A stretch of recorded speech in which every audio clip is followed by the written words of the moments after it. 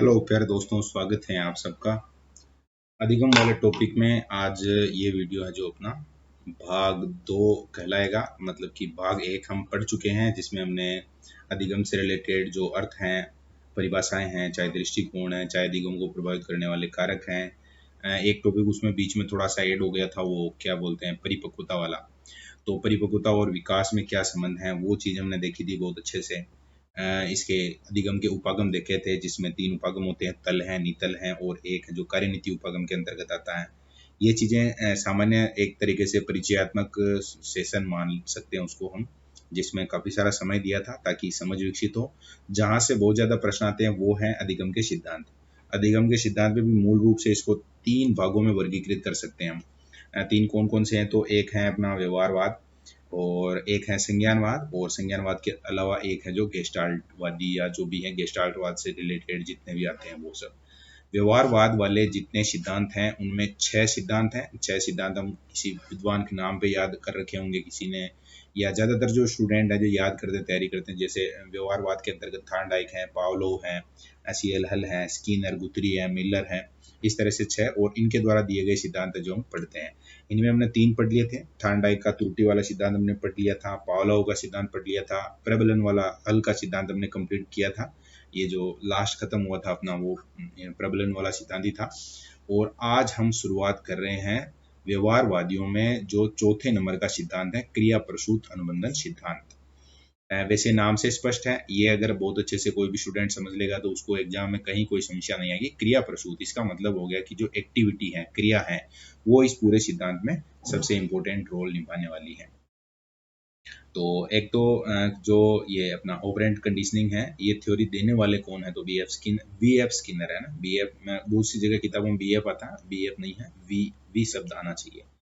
और जो क्रिया प्रसूत अनुबंधन सिद्धांत है, इसके खूब सारे नाम हैं, जैसे सक्रिय उपनाम है, सक्रिय अनुबंधन सिद्धांत, कार्यात्मक प्रतिबद्धता सिद्धांत भी कहते हैं, इसी को नैमित्तिक अनुबंधन सिद्धांत भी कहते हैं, साधनात्मक अनुबंधन सिद्धांत भी इसको कहा जाता है। एक दो और नाम भी हैं, आर टाइप अनुबंधन संभावित पुनर्बलन, आर एस अनुबंधन सिद्धांत या आर आर सिद्धांत इसको कहा जाता है। वुरहस फ्रेडरिक स्किनर, पूरा नाम, 1938 में अमेरिका में इन्होंने ये सिद्धांत दिया था, और वी एफ स्किनर हम शॉर्ट में कहते हैं। वुरहस फ्रेडरिक स्किनर, अच्छे से याद रखना है। हालांकि स्किनर के नाम से फेमस है, इतना भी याद रह जाए तो भी चल जाएगा काम। अमेरिका से रिलेटेड है, ये ध्यान होना चाहिए। और खूब सारी किताबें लिखी हैं उन्होंने, जैसे यहाँ पर लिखा हुआ है, science is human behaviour, the behaviour of organism. और भी खूब सारी किताबें लिखी हैं, 2 के नाम यहाँ दे रखे हैं तो हमें पता होना चाहिए, आगे भी और किताबों के नाम आ जाएंगे वैसे। तो हम शुरुआत कर चुके हैं एकदम क्लोज, मुझे लग रहा है कि कोई और बात करने के बजाय सीधा हम आगे बढ़ चुके हैं। तो क्रिया प्रसूत अनुबंधन सिद्धांत है जो हम पढ़ना शुरू कर चुके हैं, और लगभग प्रयास करूंगा मैं कि 20 से 30 पेज जैसे अपने पास जो पीपीटी है उसमें है, तो डिटेल में पढ़ रहे हैं थोड़ा। तो जब आप इस वीडियो को देख रहे हैं तो बहुत धैर्य के साथ आपको देखना पड़ेगा ये, क्योंकि कोई विद्यार्थी है जो जनरली इस तरह से पढ़ता नहीं है, और आजकल तो शॉर्टकट का ज़माना है, तो उसमें इस तरह बहुत ज़्यादा डिटेल में कोई चीज़ अगर देखनी है तो फिर थोड़ी समस्या रहती है। हालांकि विद्यार्थी खुद पढ़ सकता है, लेकिन जो नए विद्यार्थी हैं, बिल्कुल मनोविज्ञान पहली बार पढ़ रहे हैं, तो उनके लिए थोड़ा बढ़िया हो सकता है, क्योंकि उनको एक बार ओवरऑल चीज़ें अगर एक साथ मिलेगी तो फिर जब भी वे नोट्स पढ़ेंगे तो थोड़ा रिलेट कर पाएंगे इस क्लास को, और रिवीजन के हिसाब से भी बहुत बढ़िया ये क्लास हो सकती है। क्योंकि जब आप पढ़ते हैं तो उसमें आप मतलब कि 1.25 की या 1.50 की स्पीड नहीं कर सकते, लेकिन इस वीडियो में ये चीज़ संभव है। तो फिर जब दूसरी बार तीसरी बार रिवीजन करने की आवश्यकता पड़ेगी और डिटेल में पढ़ने की आवश्यकता पड़ेगी, तो भी ये वीडियो है जो आपके लिए मतलब कि बनाना है जो थोड़ा बढ़िया रह जाएगा, मुझे ऐसा लग रहा है। तो उस हिसाब से मैं काम कर रहा हूँ। और जो चीज़ें हैं उसके बजाय ज़्यादा बढ़िया है कि हम जो सबसे बढ़िया मार्केट में अवेलेबल किताब है, कम से कम उसको तो एक बार ढंग से पढ़ें। बाकी दुनिया भर के नोट्स हैं वो भी आपको अवेलेबल हो जाएंगे। आप खुद बनाएंगे तो हो सकता है कि ये एक दो बार वीडियो देखने के बाद खुद बनाए तो वो एक्सीलेंट नोट्स वो आपके लिए हो सकते हैं सबसे। तो हम वी एफ स्किनर की बात कर रहे हैं। उन्होंने जो सिद्धांत दिया था उस सिद्धांत का नाम है क्रिया प्रसूत अनुबंधन सिद्धांत, ऑपरेंट कंडीशनिंग थ्योरी। और उसमें थोड़ी बहुत हमने बात की है, देखो उपनाम देखे हैं, संभावित पुनर्बलन है, आर टाइप है, ये इस तरह के जो उपनाम है इनको आर एस अनुबंधन भी कहते हैं इसको। ये उपनाम याद रखने होते हैं, एग्जाम में आ सकता है। प्रतिपादक तो खुद है ही हैं ये, ध्यान रखना है। अब आगे हम बात कर रहे हैं, देखो उद्दीपन नहीं तो अनुक्रिया नहीं का विरोध किया है। विरोध किया है का मतलब क्या हो गया कि जितने दो हमने पहले सिद्धांत पढ़े हैं, वो जो भूल वाला है या उसके बाद आईपी पावलोव वाला जो सिद्धांत पढ़ा था हमने, तो उनमें क्या कहानी थी कि कहीं ना कहीं वो जैसे भोजन है या फिर घंटी है, तो उनके बाद अनुक्रिया होती थी। अब यहाँ उनका कहना है कि जरूरी नहीं है कि अनुक्रिया के लिए उद्दीपक हो ही। 1938 में उनकी पुस्तक आई थी बिहेवियर ऑफ ऑर्गेनिज्म, और 1953 में साइंस एंड ह्यूमन बिहेवियर ये पुस्तक छपी थी। Beyond freedom and I dignity book 1971 में आई थी। एंजॉय ओल्ड एज, जब बूढ़े हो गए तो खुद ही तो जबरदस्त किताब लिख दी, enjoy old age. Schedule of reinforcement 1957 में लिखी थी। ये किताबें हैं, नाम याद रह जाए तो बहुत बढ़िया है, याद होने चाहिए वैसे। मतलब कि नॉलेज अगर है अपने को इस तरह का, तो कोई इस तरह का डीप क्वेश्चन बन जाए बुक से रिलेटेड तो अपना काम है जो वहाँ पर इससे हो जाएगा। और जैसे अपने यहाँ भारत रत्न और ये चीज़ें होती हैं, ऐसे इन्हें भी APA और नेशनल मेडल ऑफ साइंस मिला हुआ है। स्किनर के व्यवहार को वर्णनात्मक व्यवहारवाद कहा गया है। ये जो शब्द हैं, अब व्यवहारवाद तो आ ही गया, व्यवहारवाद के साथ आपको एक शब्द और याद रखना, वर्णनात्मक। वर्णनात्मक व्यवहारवाद जब भी शब्द आएगा तो आपको स्किनर याद आना चाहिए, क्योंकि ये है जो किसके द्वारा दिया गया है, स्किनर के द्वारा दिया गया है।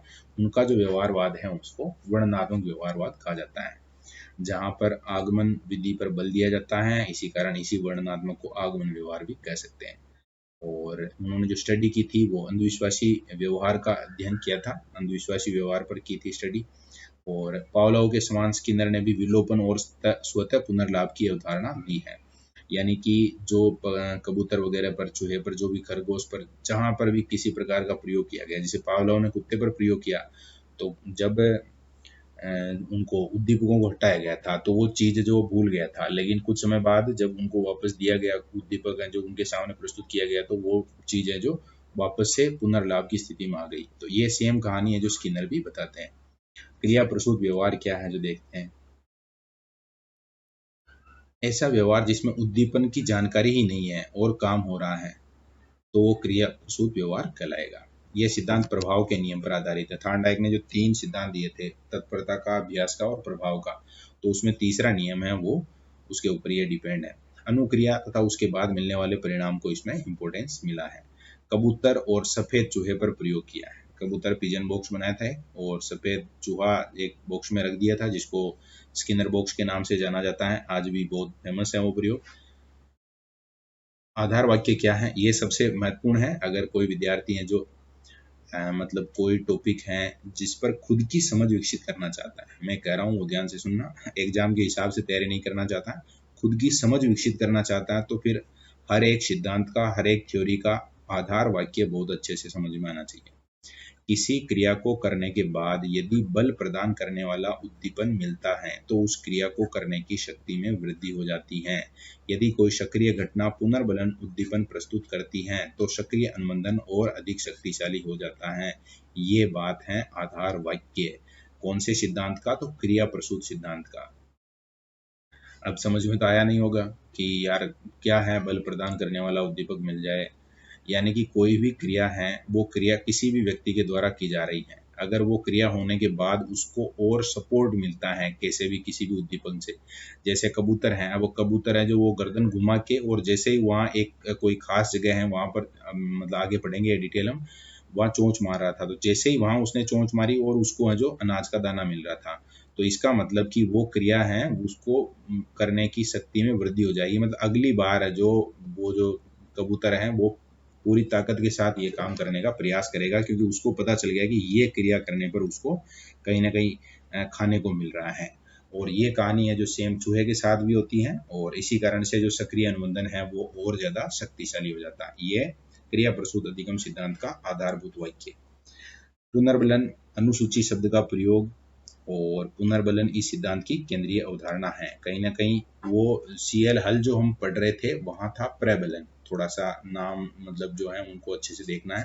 प्रबलन की कहानी है वो जो अलग है, ये है पुनर्बलन, रीइंफोर्समेंट। प्रथम प्रयोग चूहे पर 1938 में किया था। प्रयोग प्रारंभ करने से पूर्व चूहे को कुछ दिनों भूखा रखा था और भोजन प्राप्त करने के लिए एक तरीके से वो एक्टिव रहे, इसका सेटलमेंट किया था वहां पर। व्यवस्था ऐसी की गई कि चूहा उपयुक्त मार्ग पर अग्रसर होता, लीवर पर चूहे का पैर पड़ता था, खट की आवाज अथवा प्रकाश युक्त बल्ब जलता था और प्याले में उसको खाना प्राप्त हो जाता था। ये कहानी है। देखो यहाँ पर अब उद्दीपक प्रस्तुत हो गया उसके सामने, तो फिर क्या होगा, क्रिया है जो और ज्यादा बढ़िया तरीके से होगी, अगली बार में उसको और शक्ति मिलेगी क्रिया को। ये कहानी है जो उन्होंने अपने प्रयोग मतलब कि जो प्रयोग किया था उसमें मतलब कह सकते हैं कहानी बोलता हूँ मैं, थोड़ा मेरा मतलब बोलने में मिस्टेक है, कहानी नहीं है, प्रयोग है, एक्चुअल में प्रयोग किया था। और ये इस बॉक्स में है जो पूरा एकदम कंप्लीट सेटअप है। हालांकि इसको थोड़ा मतलब कि आई कंफर्ट के हिसाब से मैंने पीपीटी मतलब जो पीडीएफ है उसको चेंज किया था, इस कारण फोटो है जो हम बहुत अच्छे से क्लियर नहीं देख पा रहे हैं। लेकिन यहाँ पर एक चूहे को मतलब कि ये बॉक्स है उसके अंदर बंद कर रखा है, सामने जो स्पीकर लगा हुआ है जहाँ से आवाज आएगी, एक लाइट भी लगी हुई है, सिग्नल लाइट है, और जो एक पुश करने का जो क्या कहते हैं लीवर भी लगा हुआ है। फिर यहाँ पर उसको जहाँ भोजन मिलेगा वो सारी व्यवस्था कर रखी है। और इसको वो है जो अपनी नोटबुक में नोट करते थे कि क्या प्रक्रिया हो रही है शुरू वाली प्रक्रिया में, या जब भी वो काम कर रहा था, क्रिया कर रहा था उसमें, और जब 10 5 20 बार हो चुकी है क्रिया तो उसके बाद जो टाइम है उसमें डिफरेंस आया या नहीं आया, इस तरह की जो पूरा का पूरा प्रयोग है वो इस बॉक्स के आधार पे किया था। और लास्ट में ये चीज़ है जो समझ में आई गई आपको कि पुनर्बलन मिलता चला गया तो अनुक्रिया करने और लक्ष्य तक पहुंचने की प्रक्रिया में तीव्रता आती चली गई, मतलब वो और जल्दी फास्ट ये जो काम करने लग गया। कबूतर पेटिका वाला सेम कहानी है, सेम कहानी मतलब जो कहानी है जो चूहे वाले बॉक्स में घटित होती है, सेम कहानी कबूतर वाले बॉक्स में भी, पिजन बॉक्स में भी होती है। इसमें क्या है, कबूतर के सामने भी इसी तरह का एक सेटलमेंट कर दिया और स्किनर ने, और कबूतर दाहिनी ओर एक पूरा चक्कर लगाकर एक सुनिश्चित स्थान पर चोंच मारना सीख जाए, ऐसा प्लान था। दाहिनी ओर एक चक्कर मारा और उसके बाद जो वो एक फिक्स जगह पर चोंच मारता है, और जैसे ही चोंच मारता है तो क्या होता है, उसे अनाज का एक दाना प्राप्त होता है। और ये प्रक्रिया है जो फिर वो आगे आगे आगे आगे बढ़ते बढ़ते धीरे धीरे धीरे धीरे क्या होता है, वो जो कबूतर था वो चोंच मारकर दाहिने ओर घूम के चोंच मार के और दाना प्राप्त करना सीख जाता है। ये उनका दूसरा प्रयोग था। अनुक्रिया सामान्यीकरण पर बल दिया था, मतलब कि जनरलाइजेशन कर दिया उसका जो रेस्पॉन्स था उसका, कि नॉर्मल बात हो गई एक तरीके से उसके लिए। स्किनर का अधिगम सिद्धांत, स्किनर यहाँ पर थोड़ा ऐसे लगेगा जैसे मतलब कि नोट्स तो है नहीं, ये तो पूरी की पूरी हम डिटेल देख रहे हैं और किताब से देख रहे हैं, और स्वीकार करने में कहीं कोई मुझे समस्या नहीं है कि भाई आप तो किताब से बता रहे हैं तो क्या है। तो ज़्यादा सही यही है कि हम अगर डिटेल में पढ़ लेते हैं तो उसके बाद नोट्स बनाना और वो चीज़ें ठीक रहेगी। अब किताब में और नोट्स में एक अंतर है, नोट्स में बहुत सारी बातें रिपीट नहीं होती हैं, हम जो प्रयास करते हैं क्योंकि खुद से स्टूडेंट बनाता है, लेकिन बुक में बहुत सी बार जो चीज़ों को रिपीट करना पड़ता है। यहाँ पर कुछ चीज़ें ऐसी हैं जो रिपीट हो रही हैं तो उनको हम थोड़ा स्किप कर देंगे, कुछ चीज़ें जो समझ में आ रही हैं तो उनको भी छोड़ते हुए आगे बढ़ जाएंगे। तो यहाँ पर जैसे ये लिखा है कि स्किनर का अधिगम सिद्धांत, अब ये शुरू का टॉपिक है उसी की बात है, लेकिन बहुत सी बार है जो हम कुछ मैटर हैं जो अलग किताबों से जुटाते हैं, किताब लिखते समय भी कोई ना कोई इंसान ही उसको तैयार कर रहा है, तो वो भी मैटर को व्यवस्थित करते समय कुछ चीज़ें जो आगे पीछे हो जाती हैं तो फिर उनको व्यवस्थित किया जाता है। और उसी क्रम में यहाँ पर ये थोड़ा अलग से वापस लिखा हुआ आया है, तो टेंशन नहीं लेनी है, वही सेम सिद्धांत चल रहा है, उससे रिलेटेड कुछ चीज़ें और जो है उनको ऐड करने का प्रयास है यहाँ। स्किनर अधिगम सिद्धांत को रिक्त प्राणी उपगम ये कहते हैं, क्योंकि आदमी की आवश्यकता नहीं होती वहाँ, मतलब कि दैहिक चरों की आवश्यकता नहीं होती है, इसीलिए इसको रिक्त प्राणी उपगम कह दिया है उन्होंने। जटिल सिद्धांत की आवश्यकता नहीं होती है और दैहिक चरों की आवश्यकता भी नहीं होती है। स्किनर क्या करें कि ये जो व्यवहार निर्धारण है वो है जो बाह्य कारकों द्वारा होता है, वहां पर भी है ना, लीवर है, चाहे लाइट है, चाहे स्पीकर है, इधर वो जो कबूतर है उसको जो दाना मिल रहा है, तो सब बाह्य कारक ही है। क्रिया प्रसूत अनुक्रिया क्या है, तो अनुक्रिया का मतलब हो गया जैसे टहलना, इधर उधर घूमना फिरना, हंसना, चूहे द्वारा लीवर दबाना, ऐसी अनुक्रिया जिसका संबंध ज्ञात उद्दीपक से सीधा सीधा नहीं होता है, यानी ये क्रियाएं कैसी है, इच्छित क्रियाएं। अब वो चूहा चाहे तो उस लीवर को दबाए, चाहे तो नहीं दबाए। क्रिया प्रसूत में व्यवहार व उसके परिणाम पर बल दिया जाता है, मतलब कैसा बिहेवियर कर रहा है वो, कैसा बिहेव है उसका, और रिजल्ट है जो क्या आता है आप एक लास्ट में। सापेक्ष पुनर्बलन, सापेक्ष का मतलब हो गया कि काम किया तो फल मिला, काम नहीं किया तो फल नहीं मिला, इसको कहते हैं सापेक्ष पुनर्बलन। चूहे पर प्रयोग किया गया बॉक्स पहले क्रिया प्रसूत अनुबंधन कक्ष था, बाद में उसको नाम क्या दे दिया, स्किनर बॉक्स। तो ये तो स्किनर से रिलेटेड है तो नाम होना ही था, कोई समस्या वाली बात ही नहीं है। विशेष अवधारणा, तो ये जो क्रिया प्रसूत अनुबंधन है इसमें क्या क्या चीजें और हो सकती हैं, बहुत ज्यादा डिटेल में नहीं जाएंगे क्योंकि ये सिद्धांत मुझे पूरा विश्वास है कि आपको बहुत अच्छे से समझ में आ गया है। अभी हम बात करते हैं, देखो क्रिया प्रसूत अनुक्रिया जिसके बाद पुनर्बलित उद्दीपक दिया जाता है उसे प्राणी बार बार करता है। जैसे चूहा है, उसको भोजन मिल रहा था तो बार बार लीवर दबा रहा था, कबूतर को दाना मिल रहा था तो वो बार बार है जो चोंच मार रहा था। तो ये कहानी है जो इसके नियम के तहत आप मान सकते हैं। पुनर्बलित उद्दीपक वह उद्दीपक होता है जिससे क्रिया प्रसूत अनुक्रिया होने की संभावना बढ़ती है। बढ़ती है का मतलब जब फायदा मिलेगा तो फिर वो क्रिया जो बढ़ेगी, ऐसा। तो इसमें होता क्या है, जो देखो पहले अनुक्रिया रेस्पॉन्स, उसके बाद उसको फिर से पुनर्बलन, फिर उसकी पुनरावृत्ति, और यहाँ आगे जो लिख रखा साधन है। और ये जो चारों हैं उनका जो क्रम है वो अच्छे से याद रखना। सबसे पहले रेस्पॉन्स है, उसके बाद रीइंफोर्समेंट है, रिपीटिशन है, और लास्ट में है जो इंस्ट्रूमेंटल कंडीशनिंग हो जाती है। साधन अनुबंध यानी इस तरह से उनका आपस में कंडीशनिंग हो जाती है, अनुबंध हो जाता है। श्रृंखला, श्रृंखला का मतलब क्या हो गया, पहले ये क्रिया हुई उसके बाद ये क्रिया, इस तरह से ये क्रियाएं हैं जो आपस में जुड़ती जाती हैं, ये एक श्रृंखला बन जाती है। जटिल कार्यों को छोटे छोटे खंडों में तार्किक क्रम में जोड़ना, प्रशिक्षक अनुक्रिया को एक क्रम में सीखता है, इससे आखिर में एक पुरस्कार मिलता है। इसमें चिड़िया पर प्रयोग किया गया। हाँ, तो दो प्रयोग तो हम देख चुके हैं, कबूतर वाला और चूहे वाला। एक यहाँ पर जो इसको दिखाने के लिए जो यहाँ एक नाम आया है चिड़िया वाला, तो ये भी श्रृंखला वाले को ये ध्यान रखना। एक दो कुछ शब्द भी हैं ऐसे जो हमें ध्यान रखने चाहिए, एक दो नहीं है, 8-10 शब्द दे रखे हैं शायद तक में, देख लेते हैं इनको भी। जैसे एक है वंचन। वंचन का मतलब आप ऐसे समझेंगे, जब तक चूहा लीवर को नहीं दबाएगा तब तक उसको खाना नहीं मिलेगा। तो जब तक वो नहीं दबा रहा है तब तक भूखा है, स्किनर खुद को बताया कि भूखा है, लेकिन वो उसको खाना नहीं दे रहे हैं। खाना नहीं दे रहे हैं इसका मतलब उसको खाने से वंचित रखा गया है। तो वंचित शब्द से ही क्या बन गया, वंचन। अनुक्रिया होने तक पुनर्बलन रोके रखना, ये चीज है जो क्या कहलाएगी, वंचन कहलाएगी। समझ गए होंगे, कोई समस्या नहीं है। सिद्धांत की प्रमुख क्रियाएं क्या है, संचयी रिकॉर्डिंग, इसका मतलब क्या हो गया कि वो कितने समय में कितना क्या कैसा व्यवहार कर रहा है उसको रिकॉर्ड करना। वंचन अभी बात कर ही चुके हैं, भूखा रखना। मैगजीन प्रशिक्षण, चूहे को भोजन कप के पास मैगजीन की आवाज, मतलब जो स्पीकर है उसमें एकदम से आवाज होती है तो उसको मैगजीन प्रशिक्षण कह सकते हैं।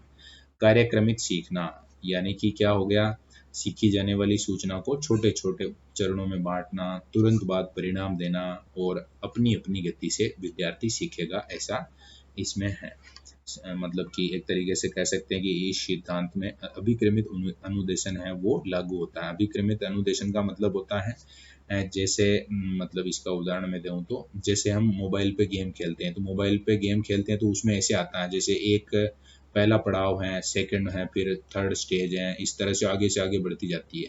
तो सबसे पहले जब हम शुरुआत करते हैं, हाँ जिन्होंने नहीं खेला है तो बहुत अच्छी बात है, खेलना भी नहीं है, लेकिन जिन्होंने खेला वो समझ जाएंगे। या छोटा मोटा गेम ऐसा जैसे नोकिया हो के एक मोबाइल में तो खेला ही होगा, शुरू में इजी होता है वो, और उसके बाद धीरे धीरे उसको है जो हार्ड बनाया जाता है। तो ये जो सिस्टम होता है आगे से आगे, तो अब कोई है जो गेम में होशियार है तो वो जल्दी आगे बढ़ जाएगा, कोई है जो इतना होशियार नहीं है तो वो धीरे धीरे आगे बढ़ेगा। इसी को हम कहते हैं अभिक्रमित अनुदेशन, यानी कि अपने हिसाब से काम करना। शिक्षार्थी अपनी गति से सीखता है, अपनी गति से आगे बढ़ता है। पुनर्बलन की इंपॉर्टेंस क्या है, तो स्किनर ने देखो पुनर्बलन के दो प्रकार बताए, एक पॉजिटिव बताया, एक नेगेटिव बताया। अब पॉजिटिव में क्या है, जैसे भोजन है या और भी जो बहुत सारी चीजें जो हमारे जीवन से रिलेटेड है, चाहे वो प्राइमरी हो चाहे सेकेंडरी हो, दोनों ही चीजें हैं जो धनात्मक पुनर्बलन में आएगी, पॉजिटिव रीइंफोर्समेंट में आएगी। अब यहाँ पर अनुक्रिया होने की संभावना बढ़ाएगी, जिसमें ये भोजन ही है, इसके अलावा पैसा है, प्रशंसा है, मान सम्मान, ये सारी चीजें। और इसके दो रूप भी बता रखे हैं, प्राथमिक और द्वितीयक, है ना। प्राथमिक में ज्यादातर जो जैविक आवश्यकता है वो आ जाएगी, द्वितीयक में जो बाहरी चीजें आ जाएगी, जैसे आपकी बढ़ाई की जा रही है, आपको इनाम मिल रहा है, और भी इस तरह की चीजें। द्वितीयक को प्रीमेक नियम भी कहते हैं। प्रीमेक व्यवहार बदलने के प्रभावकारी सिद्धांत, उसको क्या कहा जाता है, प्रेमेक या प्रीमेक, इस तरह का शब्द आता है, ये ध्यान रखना है। जैसे जैसे क्या है, हमारे साथ भी हुआ है, जब छठी सातवीं में पढ़ते थे होंगे आप लोग, तो जब ये घर पे आए, मतलब कि ज्यादातर जिनके अभिभावक जागरूक हैं या इस तरह के, तो उनके लिए कह रहा हूँ मैं, बाकी बहुत सारे विद्यार्थी ऐसे भी रहे होंगे जिनको 10वीं 11वीं के बाद समझ आई कि यार पढ़ाई भी कोई चीज़ होती है। तो वहाँ क्या होता था कि कोई जैसे बालक हैं, विद्यार्थी हैं, वो स्कूल से पढ़ के आया, अब घर वाले उसको कहेंगे कि भाई होमवर्क किया नहीं किया, होमवर्क करो, तो फिर वो थोड़ा ऐसा चिड़चिड़ा सा या जवाब देगा कि मुझे खेलना है, ये करना है। तो फिर उसको परमिशन मिलेगी कि भाई आप होमवर्क पूरा कर लो, उसके बाद आपको खेलने की छुट्टी मिलेगी। तो ये व्यवहार को बदलने का प्रभावकारी सिद्धांत हो गया एक तरीके से। तो इसी को प्रेमेक या प्रीमेक कहा जाता है। डेविड प्रेमेक के नाम पे ये रखा गया था। यानी कि हम यहाँ जो देख रहे हैं ये प्रीमेक शब्द है ना, ये अंग्रेजी का प्रीमेक हो गया कि पहले से निर्मित, लेकिन ये सही शब्द है जो यहाँ दे रखा प्रेमेक, और के किसी व्यक्ति का नाम है ये, और उन्होंने ये सिस्टम दिया था। आगे है, प्रेमेक सिद्धांत का उपयोग बच्चों के साथ हर समय किया जाता है। कई माता पिता बच्चे से कहा कि वे अपनी सब्जियां जरूर खाएं, पहले कि वे मिठाई खा सकते हैं या उन्हें अपना होमवर्क पूरा करना होगा, उसके बाद जो वो गेम खेलने की अनुमति उनको मिलेगी। हाँ, यानी इस तरह से दो चीज़ें हैं, उनको अनुबंध कर दिया जाता है। अनुबंध कैसे कर दिया जाता है कि ये काम करोगे तो ये काम करने की आपको छुट्टी मिल जाएगी, इस तरह से। और ऋणात्मक की बात भी की है। ऋणात्मक का मतलब होता है कि जो अनुक्रिया की संभावना है, मतलब कि तभी होगी जब वो चीज़ हट जाएगी। जैसे हल्ला हो रहा है तो पढ़ नहीं पाओगे आप, आपको दर्द हो रहा है, कोई काम है जो नहीं कर पाओगे, या फिर आप मतलब कि आपकी इंसल्ट की गई है, तो ये चीज़ें जब तक ख़त्म नहीं होगी तब तक है जो वहाँ अनुक्रिया की संभावना है वो नहीं होगी। अगर ये ख़त्म हो गई तो फिर अनुक्रिया की संभावना है उसको शक्ति मिलेगी या अनुक्रिया होगी। वो पुनर्बलन जिसे अनुक्रिया करने के बाद परिस्थिति से हटा दिया जाता है तो अनुक्रिया की संभावना बढ़ती है। अतः किसी को हटा लेना ये ऋणात्मक या नकारात्मक पुनर्बलन कहलाएगा, नेगेटिव रीइंफोर्समेंट कहलाएगा। हाँ, ये थोड़ा सा मतलब कि परीक्षा के हिसाब से एक इम्पोर्टेंट बात है। मतलब पूरा टॉपिक पढ़ेंगे लेकिन परीक्षा के लिहाज से भी हमें बात करनी है, तो मैं यहाँ जो बात कर रहा हूँ उसको ध्यान से समझेंगे। ये प्रश्न पूछा गया है, और पूछा गया है तो फिर वापस से पूछा जा सकता है। ऐसे पूछा जा सकता है जैसे धूप या रोशनी से बचने के लिए, जैसे आप हैं जो मतलब चश्मा पहनते हैं ना, चश्मे का प्रयोग करते हैं, या जैसे ठंड है उससे बचने के लिए आप कोट वगैरह पहनते हैं, या ऐसी कोई चीज़ है, तो ये है जो हटाई जानी चाहिए। हटाई जानी चाहिए का मतलब ये ऋणात्मक या नकारात्मक पुनर्बलन के अंतर्गत आएंगे, ये आपको ध्यान रखना। जैसे धूप को हटाया जा रहा है, ठंड को हटाया जा रहा है, या और भी जो चीज़ें हैं, तो ये है जो शब्द हमारा जो दैनिक जीवन है उसमें हम इस तरह से कभी इनका उपयोग नहीं करते हैं कि ये नेगेटिव है या हटाई जानी चाहिए या नकारात्मक पुनर्बलन है। लेकिन जब मनोविज्ञान में टेक्निकली भाषा में इनकी बात की जाएगी तो फिर ये नेगेटिव पुनर्बलन में आएंगे, नेगेटिव रीइंफोर्समेंट में आएंगे। तो ये उदाहरण जो यहाँ लिखे हुए हैं इनको आप पक्का याद करेंगे। नेगेटिव रीइंफोर्समेंट के अंतर्गत इनको याद करना आपको। दंड क्या है? दंड नकारात्मक पुनर्बलन नहीं है, ये ध्यान रखना आपको। दंड से अनुक्रिया की संभावना घटती है, मतलब कोई गलत काम किया तब सजा मिलती है, तो फिर ये सजा एक तरीके से क्या हो गई, वहां पर वो अनुक्रिया है उसको खत्म करने वाली हो गई। पॉजिटिव और नेगेटिव दो प्रकार के हो सकते हैं। लेट आने पर जुर्माना लगाना, जुर्माने के डर से फिर गाड़ी धीरे चलाना। तो जुर्माना लगेगा उसके डर से फिर है जो अनुक्रिया है, जो मतलब कि गाड़ी स्पीड से चला रहा था या लाइसेंस के बिना चला रहा था या हेलमेट के बिना चला रहा था, वो चीज़ है जो खत्म होगी। धनात्मक चीज परिस्थिति से हटती है तो उसको हम क्या कहते हैं? दंड कहते हैं। ये भी आपको थोड़ा ध्यान रखना है। हम हमारी भाषा में जो पनिशमेंट का मतलब क्या है, जैसे आप होमवर्क करके नहीं ले गए तो आपको मुर्गा नहीं बनाते आजकल, लेकिन जैसे क्लास में खड़ा कर दिया या कुछ डांट दिया, इस तरह की चीज, तो वो चीज आपको समझनी है। पुनर्बलन अनुसूची भी दो प्रकार की होती है, एक आंशिक होती है, एक सतत होती है। सतत का मतलब हो गया कि जो प्रत्येक अनुक्रिया पर वापस से रीइंफोर्समेंट होता है, और आंशिक आंशिक में जहाँ पर आवश्यकता है वहीं पर उसको पुनर्बलन दिया जाता है, जिसमें भी दो चार प्रकार हैं। जैसे निश्चित अनुपात में, जैसे कि 1 नंबर पे प्रतिक्रिया पे, 3 नंबर पे, फिर 5 नंबर पे, फिर 7 नंबर पे, इस तरह से। परिवृत्य का मतलब कभी कभी 8वीं बार, 10वीं बार, 5वीं बार में, इस तरह से। निश्चित अंतराल का मतलब ये हो गया कि समय के हिसाब से हम सेट कर देंगे कि प्रत्येक 1 मिनट बाद। परिवृत्तीय अंतराल या पुनर्बलन सूची, उसमें क्या आएगा कि ये है जो परिवृत्तीय है, मतलब वेरिएबल है, कभी 2 पे, कभी 5 पे, कभी 10 पे, कभी 20 पे, कभी 15 पे, इस तरह से।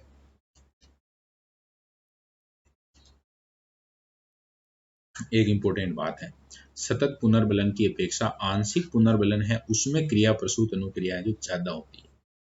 मतलब हर बार जो भी मतलब प्रतिक्रिया करने वाला या अनुक्रिया करने वाला जो भी व्यक्ति है ना, तो उसके मन में जो थोड़ा सा हर बार जो भी वो प्रतिक्रिया करता है तो थोड़ा मतलब जिज्ञासा सी बनी रहती है, क्यूरियोसिटी रहती है बहुत ज़्यादा, या थोड़ी अनसर्टेनिटी रहती है। इस कारण से वहाँ पर अनुक्रिया होने की संभावना ज़्यादा रहती है। और इसका उपयोग है जो बहुत सारी, जैसे हम बात करें जैसे सट्टा मार्केट है, मतलब सट्टा लगाने वाली ऐप वगैरह ये हैं, वो भी इस चीज़ का प्रयोग करती है, क्योंकि साइकोलॉजी है, वो लोग साइकोलॉजी जानते हैं तो बहुत ज़्यादा इसका उपयोग किया जाता है। शेयर मार्केट में भी इसका उपयोग किया जाता है, क्योंकि वहाँ अनसर्टेनिटी रहती है। बहुत सी बार आदमी ये सोचता है कि यार कितना लाख रुपए आ जाएंगे, 10 लाख आ जाएंगे, तो फिर वहाँ पर अनुक्रिया ज़्यादा होती है। आदमी भले डूब रहा हो लेकिन यहाँ संभावना ज़्यादा होती है उसकी अनुक्रिया करने की, मतलब उधर जाने की। परिवर्त्य अनुपात पुनर्बलन में अनुक्रिया पर सबसे ज्यादा। परिवर्त्य का मतलब अभी हमने देखा था, जब स्टेप बाय स्टेप में जा रहा है। निश्चित अनुपात अनुसूची में उच्च अनुक्रिया, मतलब कि हायर लेवल की बातें हैं वो निश्चित अनुपात की, भाई 2 है, उसके बाद 4 पे, उसके बाद 6 पे ये। और साधारण रूप से परिवर्त्य है ना। निश्चित अंतराल अनुसूची में सबसे कम। निश्चित अंतराल का मतलब हो गया कि जब भी आप मतलब पहली बार उसको पुनर्बलन मिला, फिर तीसरी बार मिला, फिर 5वीं बार में, इस तरह से। समवर्ती प्रबलन अनुसूची विभिन्न विकल्पों में गतिविधियों में चुनाव करना समवर्ती होता है। समवर्ती होता है का मतलब आप ऐसे समझेंगे कि 2 4 6 वाली वो कहानी। शेपिंग का मतलब क्या होता है, किसी को आकार देना, ढालना। तो ये है जो स्किनर के इस नियम में भी कहीं शेपिंग शब्द आया है, तो हमें यहाँ पर इसका मतलब क्या है, तो वांछित अनुक्रिया को पुनर्बलित करना। वांछित का मतलब क्या है, जैसे हम चाहते हैं वही अनुक्रिया है उसको पुनर्बलन मिले, उसके अलावा जैसे उसने कोई काम किया है तो उस पर आपको प्रतिक्रिया नहीं देनी, पुनर्बलन नहीं देना है। केवल आप जो चाहते हैं उसके लिए आप वापस पुनर्बलित करेंगे, और फिर उसको हम टेक्निकल भाषा में, स्किनर की भाषा में कहेंगे शेपिंग, ढालना है, ढलना। थोड़ा थोड़ा कर बहुत कुछ सीखा जा सकता है। बढ़िया प्यारी लाइन है ये। आप रीड के हिसाब से भी इस लाइन पे ध्यान दे सकते हैं कि कुछ कुछ चीज़ें हैं जो आप पढ़ते जाएंगे पढ़ते जाएंगे पढ़ते जाएंगे, और एक दिन ऐसा होगा जब आप बहुत सारी चीज़ें हैं जो पढ़ चुके होंगे। इसमें प्राणी को हर छोटे से कदम के लिए पुरस्कार दिया जाता है। हर एक टेस्ट होता है, माइनर हो चाहे नाम उसका माइनर हो, लेकिन वही कहानी है जो धीरे धीरे कभी ना कभी जो मेंस एग्जाम होगा उसके रिजल्ट तक है जो बहुत अच्छे लेवल पर आ जाएगी। अंतिम लक्ष्य की ओर ले जाने वाला होता है। अपेक्षित व्यवहार से मिलते जुलते व्यवहार को भी प्रारंभ के पुरस्कार दिया जाता है, जिससे क्रमिक सात्विकल कहा जा सकता है। धीरे धीरे अपेक्षित व्यवहार के लिए ही पुरस्कृत किया जाता है। यानी अपेक्षित व्यवहार का मतलब यही है कि आपको वहाँ बढ़िया मार्क्स लाने हैं, और फिर ये जो पुरस्कार, अभी तो मजाक कह सकते हैं इसको एकदम से, मतलब कोई ज़्यादा है नहीं, लेकिन जब आपका नंबर आ जाएगा, फाइनली आप सेलेक्ट हो जाएंगे, तो फिर वो पुरस्कार हैं, वो पुरस्कार हैं जो सबसे मेन पुरस्कार होगा। 2 तत्व क्या है, विभेदी पुनर्बलन, क्रमिक उपागम। कुछ अनुक्रिया को पुनर्बलित करना, क्रमिक में हो गया कि उसी अनुक्रिया को पुनर्बलित करना जिसको सिखाना है। शाब्दिक व्यवहार का मतलब क्या है, शाब्दिक व्यवहार का मतलब हो गया कि जैसे उसमें कुछ शब्द हैं, जैसे एक तो है मांड, है ना, मांग। मांग की पूर्ति होने पर शब्द को पुनर्बलन मिलता है, मतलब हम जैसा चाहते हैं वैसा हुआ तो पुनर्बलन। टेक्ट यानी कि किसी वस्तु का नाम बताने की प्रक्रिया, चूहे को देखकर चूहा बोलना, ये क्या कहलाता है, टेक्ट कहलाता है। प्रतिध्वनिक व्यवहार, इसका मतलब हो गया कि जैसे जिस व्यक्ति ने कोई बोली है बात और सेम है उसको रिपीट करता है, तो वो क्या कहलाएगा, प्रतिध्वनिक व्यवहार, है ना। हम जैसे बोलते हैं ना इको, इकोई। और ऑटोक्लिटिक व्यवहार, ऑटोक्लिटिक का मतलब क्या है, वहां पर जैसे किसी प्रकार की कोई अन्य शाब्दिक व्यवहार की चीज है, मतलब कि वह व्यवहार जो अन्य शाब्दिक व्यवहार पर आधारित है। इसका मतलब क्या हो गया, कोई व्यक्ति है जो अभिव्यक्ति और व्याकरणिक ढांचा तैयार कर लेता है और उसके आधार पर उससे कोई प्रश्न पूछता है और उसके आधार पर उसकी अनुक्रियाएं उसको नोट करता है, तो वो ऑटोक्लिटिक व्यवहार कहलाएगा। आगे हैं स्किनर के सिद्धांत में भी पावलोव के समान विलोपन और पुनर्लाभ, ये दोनों बातें हैं जो शुरू में भी देख चुके हैं। विलोपन वाली कहानी भी थी इसमें, पुनर्लाभ वाली, स्वतः पुनर्लाभ वाली कहानी भी थी। विलोपन का मतलब तो वो चीज भूलना, और स्वतः पुनर्लाभ का मतलब एकदम से वापस वही काम कंटिन्यू हो जाना। विलोपन का मतलब यही हो गया, जैसे कबूतर द्वारा लीवर दबाने की अनुक्रिया का नहीं होना क्या कहलाएगा, विलोपन कहलाएगा। स्वतः पुनर्लाभ का मतलब क्या है कि कुछ समय उसको उस परिवेश में रखेंगे तो वो लीवर दबाना करने लग जाएगा, मतलब लीवर दबाना शुरू कर देगा, और ये है जो स्वतः पुनर्लाभ हो गया। सक्रिय अनुबंधन प्रक्रिया के 8 वर्ग उन्होंने माने हैं। क्या क्या माने हैं, इनाम माना है, उपेक्षा माना है, पलायन माना है, दंड से बचने के लिए सीखना, विभेदक उद्दीपक की उपस्थिति, विभेदक उपेक्षा करके सीखना, सक्रियता के टालने के लिए सीखना, विभेदक दंड प्रस्तुत करना। और शिक्षा में ये जो चीजें हैं, जैसे सक्रिय अनुबंधन प्रक्रिया के 8 वर्ग, तो बहुत सी बार हम ये भी नहीं समझ पाते हैं कि अब सक्रिय अनुबंधन की बात तो हो गई है, लेकिन ये 8 वर्ग क्या है। तो 8 वर्ग का मतलब हो गया कि सक्रिय अनुबंधन किस किस आधार पर बन सकता है। देखो, पुरस्कार से बन सकता है, जब हम किसी चीज की उपेक्षा करते हैं तो उस चीज से भी हमारे दिमाग में कोई ना कोई अनुबंधन बन सकता है। पलायन से भी बनता है। पलायन का मतलब कि कुछ चीजें ऐसी होती हैं जिनको देखकर हम जो उसको एग्जिट कर रहे हैं, वहां से जा रहे हैं, तो भी वो एक अनुबंधन के तहत होगा। और सजा से बचने के लिए सीखना, कहीं ना कहीं ये भी अनुबंधन का ही है। विभेदक उद्दीपक की उपस्थिति, विभेदक का मतलब होता है जो हमें क्लियर कट बताता है कि ये सही है, ये गलत है। जैसे आपके सामने जो यूट्यूब है, अब दो चीजें हैं, देखो यहाँ पर क्या स्थिति होती है। जब भी यूट्यूब में आप है जो उपयोग कर रहे हैं, जैसे कोई सीखने की चीज़ है या अच्छी चीज़ है, चाहे आप जो कोर्स किसी परीक्षा की तैयारी कर रहे हैं वो वहाँ से रिलेटेड वीडियो है, तो एक वो है। और एक है जो बहुत सारी ऐसी चीज़ें हैं जिनका आपके कैरियर में और मतलब आप हैं जो भी रोजगार नहीं है आपके पास या ऐसी स्थिति है, उस समय वो चीज़ें आप देख रहे हैं, तो उसका कोई यूज नहीं है। तो अब ये क्या है, विभेदक उद्दीपक है। अब आप पॉजिटिव साइड में जाएंगे अगर आप चाहते हैं कि आगे आपके साथ पॉजिटिव चीज़ें हो, और नहीं चाहते हैं तो फिर आप नेगेटिव को चूज कर लेंगे। ये विभेदक विभेदक उपेक्षा करके सीखना, बहुत सी बार है जो इन चीज़ों को हम छोड़ देते हैं, अपना काम जो भी चल रहा है उसको सक्रियता के टालने के लिए विभेदक दंड प्रसूत सीखना। ये 8 इसके वर्ग हैं। अब सबसे इम्पोर्टेंट है कि कोई भी सिद्धांत अगर हम पढ़ रहे हैं तो एजुकेशन में उसका यूज होना चाहिए। अब एजुकेशन में यूज क्या है इसका जो देखते हैं। अगर इस क्रिया प्रसूत सिद्धांत को हम अपनाएं बालकों के लिए तो उनको क्या क्या फायदा मिल सकता है। देखो, एक तो है शब्द भंडार बढ़ेगा उनका, है ना। शब्द भंडार बढ़ेगा का मतलब वो जो किताब पढ़ेगा उसको इनाम मिलेगा, तो फिर बार बार पढ़ता रहेगा, बार बार बहुत सारी कहानियां कविताएं ऐसे, तो उसका शब्द भंडार कहीं ना कहीं और ज़्यादा बढ़ेगा। और शब्द भंडार अगर ज़्यादा होगा तो बाकी चीज़ों में परफॉर्मेंस ऑटोमेटिक बढ़िया होती है। आत्मविश्वास भी बढ़ सकता है, सही बात है। चिंता दूर होगी, सरल से कठिन की ओर ये बढ़ता है, ये चीज़ इंपॉर्टेंट है। निदानात्मक उपचारात्मक शिक्षण में सहायक है। निदानात्मक का मतलब कि कोई विद्यार्थी है किसी खास टॉपिक है उसको सीख नहीं पा रहा है, तो उसका कारण पता लगाएंगे। कारण पता लगाने के बाद जो बहुत सारी और टेक्निक है उसका यूज करके उसको सिखाने का प्रयास करेंगे, ये भी चीज़ इसमें है। अभिक्रमिक अनुदेशन में भी ये सिद्धांत उपयोगी है। अभिक्रमिक अनुदेशन हम बात कर चुके हैं, वो गेम वाला सिस्टम बताया था मैंने कि शुरू में चीज़ों को इजी रखा जाता है और बाद में है जो उनको हार्ड रखा जाता है। आपने खुद ने नोट किया होगा ये कि शुरू के अपने जो 1 से लेकर 3 या 4 तक टेस्ट थे वो थोड़े से इजी थे, लेकिन बाद में है जो चीज़ों को थोड़ा सा कठिन मतलब किस स्तरीय बनाया गया, तो ये अभिक्रमित अनुदेशन है। क्योंकि शुरुआत में जब विद्यार्थी एक ही बार जब टेस्ट दे रहा है और उसकी हालत अगर बहुत टफ पेपर दे दिया जाए तो फिर उसका मोटिवेशन कम हो जाएगा। और आजकल देख ही रहे होंगे 2 पेपर से थोड़े टफ पेपर होने के कारण थोड़ा मोटिवेशन है जो डाउन हुआ है, क्योंकि एग्जाम का दबाव भी नहीं है और बहुत ज़्यादा पॉजिटिव कंपटीशन नहीं है। हमारा जो क्षेत्र है वो जो इस मामले में बहुत ज़्यादा माहौल भी अपने यहाँ नहीं है, तो उसका नेगेटिव इफेक्ट बहुत सी बार आता है। लेकिन धीरे धीरे जो इसको वापस से हमें रिकवर करना है, ताकि चीज़ें जो जैसे एग्जाम का रिजल्ट आता है उस समय जैसा पॉजिटिव होना चाहिए वो चीज़ों के लिए अभी काम करना है, तो करना चाहिए सबको। व्यवहार परिमार्जन या व्यवहार चिकित्सा में भी ये उपयोगी है। परिमार्जन का मतलब होता है व्यवहार को अच्छा बनाना। सिद्धांत सकारात्मक पुनर्बलन पर बल देता है, मतलब कि पॉजिटिव रीइंफोर्समेंट है वो सबसे मेन पॉइंट है इसका।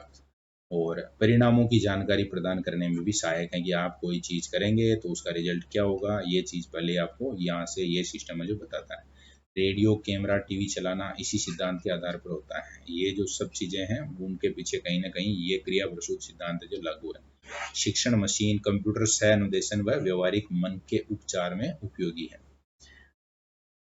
आगे है क्रिया प्रसूत अधिगम का उपयोग। कंप्यूटर आधारित प्रशिक्षण अधिगम बाडो फीडबैक तकनीक, परिष्कृत उपकरणों द्वारा शरीर के व्यवहार को नियंत्रित करने का प्रशिक्षण। शरीर का तापमान, रक्तचाप, सर दर्द, कमर दर्द, नशा, अवसाद, यौन रोग, दुश्चिंता में ये लाभदायक हो सकता है क्रिया प्रसूत अधिगम। इस सिद्धांत का उपयोग है जो सामाजिक समस्या जैसे अपराध नियंत्रण है, ऊर्जा संरक्षण और उसका उचित उपयोग है, स्वास्थ्य के संबंधित जो विषय हैं या सिक्योरिटी से रिलेटेड और भी बहुत सारी चीज़ें हैं तो वहाँ पर भी यूज किया जा सकता है। अब देखो कोई भी अच्छी चीज हो और उसकी आलोचना नहीं हो, ऐसा पॉसिबल नहीं है, तो थोड़ी आलोचना भी कर लेते हैं। आलोचना में क्या क्या है, देखो अनुवांशिक कारकों को महत्व नहीं, यहाँ क्या बाह्य जितने कारक हैं, बाह्य कारकों की बात की गई है। बाह्य कारकों की बात की गई है का मतलब क्या है, जैसे अगर यहाँ पर हम चूहे वाले प्रयोग की बात करें तो अब वो लीवर के दबाने से ही वो कहानी है जो खत्म है, लीवर दबाया उसको भोजन मिल गया, बात खत्म है। या कबूतर की कहानी है तो उसमें भी क्या है, उसने सही जगह चोंच मारी और उसको दाना मिल गया, बात खत्म है। अब अनुवांशिक कारक है उसका कहीं नाम नहीं लिया गया है। जिज्ञासा और सृजनात्मकता का कोई मापन यहाँ पर नहीं है। आंतरिक योग्यताओं को महत्व नहीं मिला है। जो इनसाइड वाली बात है, मेधावी विद्यार्थी प्रतिभाशाली, वहाँ की कोई बात नहीं की है। केवल मशीन के जैसे आदमी काम करेगा, इस बात को कहा गया है, यानी यांत्रिकीकरण पर बल दिया गया है। मन की गहराई जानने में ये पूरी तरह से असफल रहा है। प्राकृतिक वातावरण के लिए भले इसको हम कह सकते हैं, बाकी जो मतलब आजकल का आर्टिफिशियल इन्वायरमेंट है उसमें ये यूज कम रहेगा। पावलोव और स्किनर के सिद्धांत में अंतर, तो इसका मतलब ये हो गया कि क्रिया प्रसूत सिद्धांत जो हमने पूरा कंप्लीट देख लिया है। क्रिया प्रसूत सिद्धांत के अंदर हमने बहुत सारे शब्द ऐसे देखे हैं जिनमें जो मतलब कि शब्द हैं वो अगर समझ में आ गया तो कोई भी स्टूडेंट है जो इस पे फुल डिटेल में कोई भी कठिन प्रश्न आए तो भी उसको कर सकता है। कुछ चीज़ें इंपॉर्टेंट थी जिसमें जैसे एक वो पुनर्बलन वाला जो नाम आया था वो एक मुझे लगता है कि इम्पोर्टेंट है, वहाँ से एग्जाम में प्रश्न पूछे गए हैं तो हमें पता होना चाहिए नेगेटिव पॉजिटिव कौन कौन से हैं।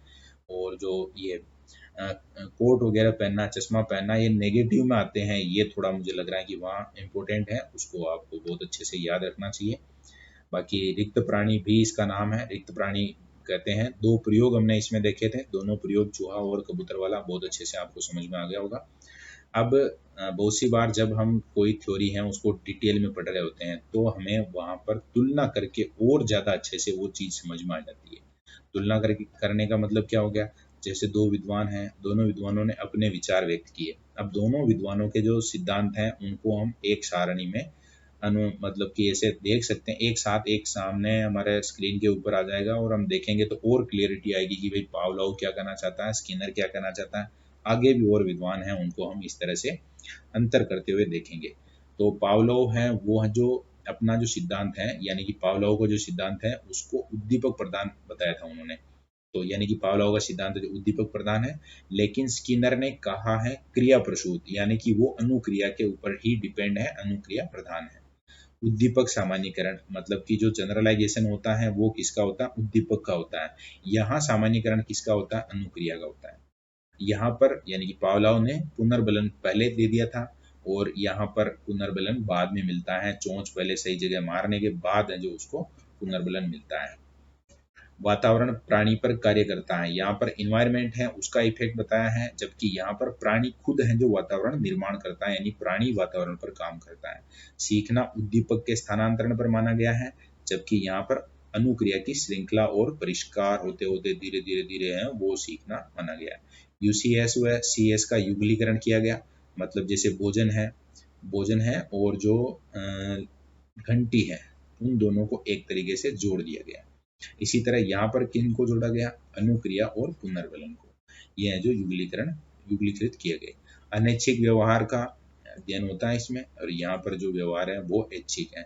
अनैच्छिक का मतलब क्या है, जैसे लार है ना, तो भाई हमने जैसे नींबू देखा या फिर बहुत बढ़िया बढ़िया पकवान है अपने सामने या इस तरह की स्थिति है, तो हम कंट्रोल थोड़ी कर सकते हैं कि भाई मतलब कि मुंह में पानी आ रहा है इस चीज को, तो इसका मतलब कि वो जो व्यवहार है वो कुत्ते वाला व्यवहार वो अनैच्छिक था।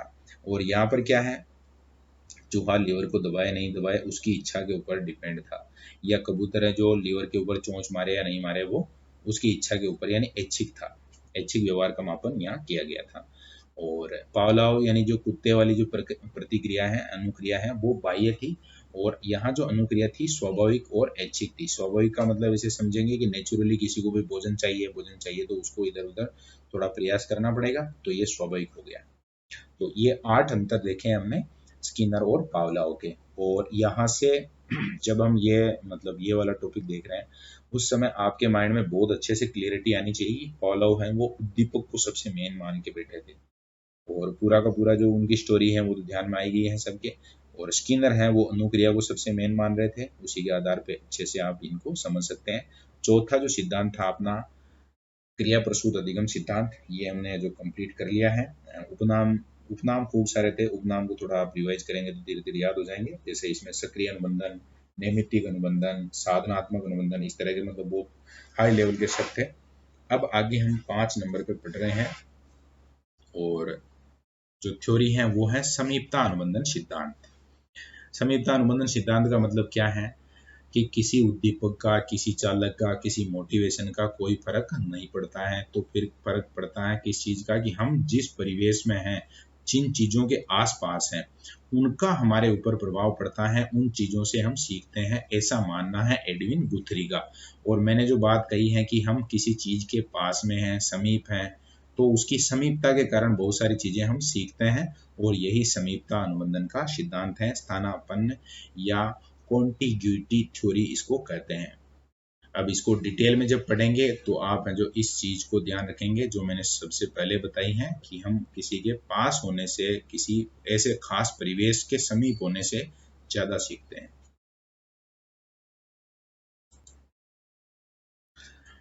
प्रतिपादक है एडविन गुथरी, नाम है ये विद्वान का एडविन गुथरी। और इस नाम में भी इस सिद्धांत को याद करने की टेक्निक छुपी हुई है। जैसे गुथरी है उसको हम जो इस तरह पढ़ लें गुंथरी, तो इसमें गूंथना शब्द है, गूंथना शब्द। तो गूंथना मतलब कि पास पास में बहुत ज्यादा क्लोज होना, इस तरह से इसको याद रख लेना आप। इस सिद्धांत में उत्तेजना तथा अनुक्रिया के मध्य संबंध स्थापित करने पर बल दिया जाता है। प्रयोग किन पर किया था? खरगोश पर, बिल्ली पर और एक बालक पर प्रयोग किया था जिसका नाम था पीटर। गुथरी ने बिल्ली के प्रयोग द्वारा नवीनता के नियम पर बल दिया कि प्राणी किसी परिस्थिति में विभिन्न अनुक्रिया से अंतिम अनुक्रिया को पुनः दोहराता है यदि समान परिस्थिति मिले। यानी कि समान परिस्थिति का मतलब क्या हो गया? जो व्यवहार कोई एक खास परिस्थिति मान लेते हैं उसमें किया गया था, वैसा का वैसा व्यवहार वो वापस से वैसी प्रतिक्रिया मतलब कि परिवेश या समीपता मिलने पर करेगा। इस तरह से उन्होंने जो एक बिल्ली पर प्रयोग करके नवीनता का नियम है जो दिया था। गुथरी का प्रतिस्थापन सिद्धांत। गुथरी के अनुसार सीखना उद्दीपक व अनुक्रिया के मध्य पुनर्बलन के आधार पर नहीं अपितु समीपता के आधार पर होता है। सीखना एक ही प्रयास का परिणाम होता है, इसलिए इसे एकल प्रयास सिद्धांत भी कहते हैं। अब ये थोड़ा सा मुझे लगता है कि थोड़ा सा कंट्रोवर्शियल लाइन है कि एक ही प्रयास का परिणाम होता है, मतलब एक बार आपने कोशिश की बस सीख गए, और ये एकल प्रयास का सिद्धांत है। बहुत सारी चीजें जो आजकल हम सीखते हैं तो उसमें हमें बहुत एफर्ट करना पड़ता है, तो उसके हिसाब से ये थोड़ी अलग है, लेकिन गुथरी ऐसा मानते हैं और हमें ये याद रखना है। गुथरी के अनुसार सीखना अनुक्रिया को उत्तेजकों की तरफ प्रतिस्थापित करने की प्रक्रिया है। ऐसे मतलब कि सारी जो अनुक्रियाएं हैं वो कहीं ना कहीं कहाँ किसकी तरफ प्रतिस्थापित होगी? उत्तेजक की तरफ। इस सिद्धांत में 3 साल के बालक पीटर पर एक प्रयोग किया गया और उसमें मैत्रीपूर्ण मिसेज जोन्स को पसंद करने वाले भोजन के प्रति प्रतिक्रिया उत्पन्न करने के बाद प्रतिबंधन की क्रिया द्वारा वे प्रतिक्रियाएं एक नए उत्तेजक खरगोश की तरफ प्रतिस्थापित हो गई। इसका मतलब क्या है?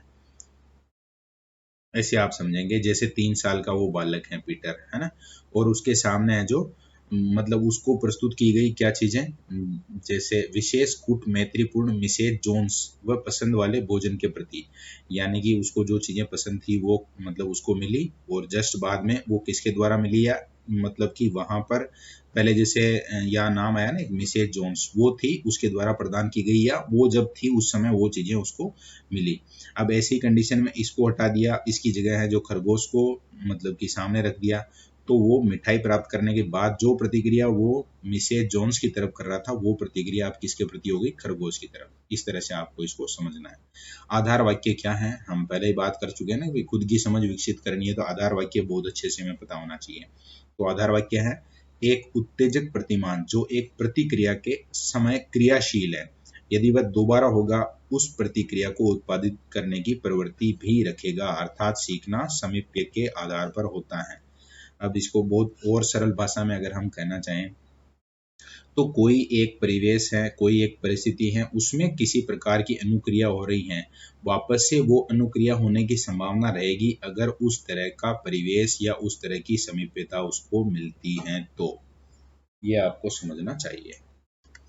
गुथरी के अनुसार एक ही प्रयास में सीखना होता है, साथ ही विस्मरण की प्रक्रिया भी एक ही प्रयास में होती है। एडविन गुथरी विशेष मतलब और क्या खास बातें हैं, तो एक उन्होंने ये बात कही थी, बुरी आदतों को दूर करने के लिए 3 विधियां हैं, और ये चीज़ें जो सभी के लिए इम्पोर्टेंट है, ये भी ध्यान रखना है सबको। एक तो है सीमा विधि। सीमा विधि का उपनाम है देहली विधि। इसमें क्या होता है, बालक में भय, क्रोध जैसे संवेगात्मक अनुक्रिया को कम करना है अगर, तो इसका प्रयोग हम कर सकते हैं। क्योंकि जैसे डर है तो ये भी गलत है, और ज़्यादा बहुत ज़्यादा क्रोध है तो ये भी गलत है, और ये दोनों क्या है, संवेग है। तो ऐसा है, उस चीज़ को कम करना है तो आपको ये विधि है जो प्रयोग करनी पड़ेगी। और इसमें है क्या, अवांछनीय अनुक्रिया को उत्पन्न करने वाले उद्दीपन की तीव्रता को देहली से नीचे करके उपस्थित किया जाता है। देहली का मतलब हो गया कि एक फिक्स कर लिया जाता है कोई टारगेट, उसको कुछ समय बाद उद्दीपन की तीव्रता दहली से ऊपर होने पर अनुक्रिया नहीं होती है। मतलब उसकी परिस्थिति ऐसी है कि भाई एक कोई रेंज है जहां तक तो उसको गुस्सा नहीं आता है, डर नहीं लगता, तो उससे उसको हमेशा प्लस रखना है। थकान विधि क्या है, फटीग जिसको कहते हैं, अवांछनीय अनुक्रिया को दूर करने के लिए उस अनुक्रिया को इतनी बार करवाया जाता है कि वह थक जाए, ताकि उसमें उस अनुक्रिया को दोबारा ना करने का भाव उत्पन्न हो जाए। अब ये कुछ को समझ में आ गई होगी, और कुछ को जो एक बार वापस जब भी वो ऐसे मतलब खुद से कोई एग्जांपल देखेंगे तो समझ में आ जाएगा। अवांछनीय अनुक्रिया, जैसे अवांछनीय अनुक्रिया का मतलब क्या है, जैसे बहुत सारे ऐसे लोग होते हैं ना जो बहुत ज़्यादा नशा करते हैं, तो नशा मुक्ति संस्थान में उनको ले जाया जाता है। तो नशा मुक्ति संस्थान में उनको जो दवाइयाँ वगैरह दी जाती हैं वो भी एकदम भयंकर लेवल पे नशीली होती हैं, और जैसे ही वो नशा वगैरह कुछ ऐसा करेंगे तो वो जो मतलब दवाएं उनको दी जाती हैं, उनका रिएक्शन क्या होगा कि उनको उल्टी होगी या उनका जी घबराएगा इस तरह से। तो फिर धीरे धीरे वो जो नशा है उसके प्रति उनके मन में जो नकारात्मक भाव आ जाएगा, यानी कि दोबारा नशा नहीं करने का भाव उत्पन्न हो जाएगा, फिर वो नशा छोड़ देंगे। इस तरह का मैंने कहीं सुना है तो मैं उस आधार पर बता रहा हूँ, और कुछ इस तरह की कहानी ही इसमें भी है। परस्पर विरोधी उद्दीपन विधि। परस्पर विरोधी का मतलब हो गया एक तरीके से वहां पर वो जो चीजें हैं वो एक दूसरे का विरोध कर रही हैं। अवांछित अनुक्रिया उत्पन्न करने वाले उद्दीपक को उपस्थित किया जाता है, इससे अनुक्रिया कुछ समय बाद विरोधी उद्दीपक के साथ संबंधित हो जाती है। पुत्री ने इस पर कॉलेज छात्रा पर प्रयोग किया जो आवाज के कारण अध्ययन नहीं कर पा रही थी। अब क्या हुआ कि जैसे मतलब कि वो छात्रा है, वो जो कोई पढ़ाई कर रही हैं, अब पढ़ाई कर रही हैं उसी समय वहाँ पर शोर होता है, आवाज़ होती है, इस कारण से उसकी पढ़ाई है जो इंटरेस्टिंग मतलब कि वो पढ़ाई है जो नहीं कर पाती है ना, पढ़ाई एक तरीके से रुक जाती है। लेकिन प्रयोग में क्या किया उन्होंने कि जब शोर हो रहा था उस समय वहाँ पर एक काफ़ी शानदार पुस्तक दे दी, मनोरंजक पुस्तक उसको दे दी, उपन्यास दे दिया कुछ भी।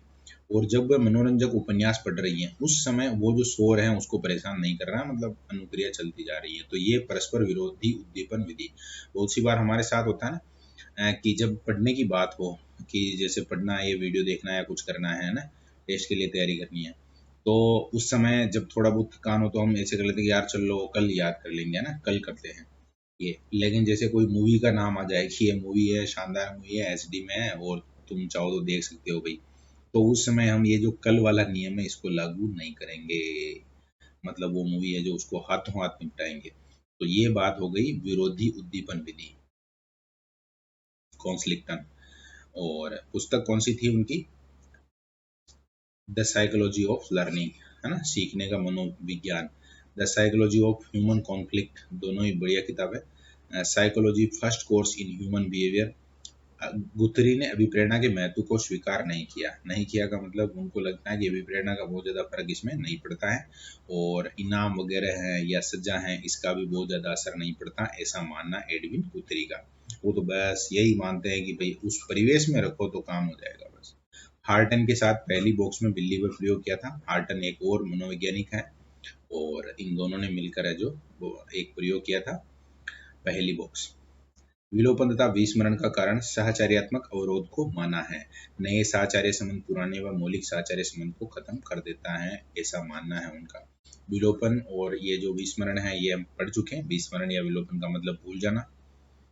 मनोविज्ञान का उद्देश्य पूर्व कथन व नियंत्रण को बताया। उद्देश्य का मतलब क्या हो गया कि मनोविज्ञान है जो उस पर रिसर्च की जा रही है या उसको पढ़ा जा रहा है या और भी जो चीज़ें हैं, तो कुल मिलाकर पूर्व कथन और नियंत्रण है वो उसका उद्देश्य है। मतलब हम बहुत सारी भविष्यवाणियां कर सकें किसी के भी बारे में, तो ये पूर्व कथन हो गया। और मानव का है जो एक तरीके से अपने परिवेश पर अपने आप पर कंट्रोल हो, ये अब व्यवहारवाद और संज्ञानवाद में अंतर क्या है ये देखते हैं। व्यवहारवाद जो हम बातें कर रहे थे अब तक सारी वो है, और संज्ञानवाद जो आगे हम पढ़ेंगे। तो व्यवहारवाद में विषय वस्तु क्या रहेगी, एक तो देखो नाम से ही पता है कि मानव का व्यवहार, मानव का अनुभव, बाह्य जो अनुभव होते हैं मानव द्वारा जो प्रैक्टिस की जाती है। उद्दीपक अनुक्रिया, उद्दीपक अनुक्रिया भी जो बाहर से डिनोट की जा सकती है। पुनर्बलन बाह्य होता है, प्रशिक्षण ये भी बाह्य होता है। तो जो बाह्य चीजें हैं जो हमारी सराउंडिंग में होती है, जिनको हम अच्छे से देख सकते हैं, प्रेक्षण ले सकते हैं, नोट कर सकते हैं, वो चीजें तो क्या है व्यवहारवाद में आती है। अब संज्ञानवाद में क्या आएगी, देखो संज्ञान में बात ही ज्ञान की आ रही है, मतलब माइंड की आ रही है, कहीं ना कहीं हमारा जो दिमाग है वो जो चीजें काम करता है वो चीजें संज्ञानवाद में आएगी। मानसिक क्रिया, संवेदना, प्रत्यक्षीकरण है, किसी भी चीज को हम अच्छे से समझते हैं, देख के उसके प्रति प्रतिक्रिया कर पाते हैं। सूझ, इंसाइट है, समस्या समाधान, कोई भी प्रॉब्लम आ गई हम दिमाग में विचार कर रहे हैं उसका सॉल्यूशन निकाल लेते हैं। सूचना संगठन, आत्मानुभूति को महत्वपूर्ण मानना, संज्ञानवाद में ये चीजें आत्मानुभूति है, इसको भी इम्पोर्टेंट माना गया है। और इन दोनों ने, ये तो विषय वस्तु हो गई कि भाई इसमें ये विषय है इसमें ये विषय है। अब अधिगम कैसे होगा दोनों में ये भी देखा। अभी अधिगम है जो, अगर हम व्यवहारवाद की बात करें तो अधिगम अभ्यास से होगा, उद्दीपक के माध्यम से होगा, अनुक्रिया से मतलब अनुक्रिया के साथ कनेक्ट होने पर होगा, या फिर उसको हम मशीनी कह सकते हैं, यांत्रिक रूप से, क्रमिक रूप से होगा। अभी क्रमिक अनुदेशन भी इसी में आता है। अब इधर संज्ञानवाद वाले क्या मानते हैं, अधिगम सूचना संगठन से आकस्मिक और अवबोध से होता है। आकस्मिक का मतलब हो गया सूचना संगठन है, एकदम माइंड में सारी चीजें जुड़ी, न्यूरॉन से जो जुड़े और एकदम से है जो वो चीज सीख जाता है कोई भी व्यक्ति, या फिर अवबोध से है जो वो अधिगम करता है। अनुबंधन व पुनर्बलन को उन्होंने महत्वपूर्ण माना है, अधिगम समस्या समाधान को इम्पोर्टेंट मानता है। अनुबंधन व पुनर्बलन को अधिगम का कारण मान लिया है। कुल मिला के जब अनुबंधन होगा या फिर पुनर्बलन मिलेगा तो अधिगम होगा, वरना नहीं होगा। यहाँ पर थोड़ा ये है जो लाइन है जो नहीं होनी चाहिए थी बन गई है, तो थोड़ा इसको आप जो ध्यान से समझ लेना। अधिगम समस्या समाधान की प्रक्रिया है, मतलब कोई भी आप प्रॉब्लम सोल्व करेंगे और वो है जो अधिगम हो गया। पशु प्रयोग पर बल, ज्यादातर है जो कुत्ता है, बिल्ली है, चूहा है, कबूतर है, इन पर प्रयोग किए गए थे। और संज्ञानवादी हैं उन्होंने ज्यादातर प्रयोग किए थे किस पर, मानव पर। अधिगम का संज्ञानवादी उपागम, यानी यहाँ पर जो कहानी है वो व्यवहारवाद वाली वो खत्म हो गई है। व्यवहारवाद में हमने टोटल जो चीजें पढ़ी थी, जिसमें थांडाइक है, पावलोव है, सीएल हल है, स्किनर अभी हमने बात की थी, गुथरी के बारे में हमने बात की थी, और डेविड मिलर वाला जो सिद्धांत है वो हालांकि क्योंकि इम्पोर्टेंट नहीं है तो उसको हम छोड़ रहे हैं, इस किताब में भी उसको ज़्यादा डिटेल में नहीं दे रखा है। लेकिन एक तरीके से जो व्यवहारवादी हैं उनको हमने कंप्लीट कर लिया है। अब सेकंड वाला जो सेगमेंट इसमें शुरू होता है अपना संज्ञानवादी उपागम, उससे हम सीखते हैं, मतलब उसको देखते हैं, बातचीत करते हैं उसके बारे में।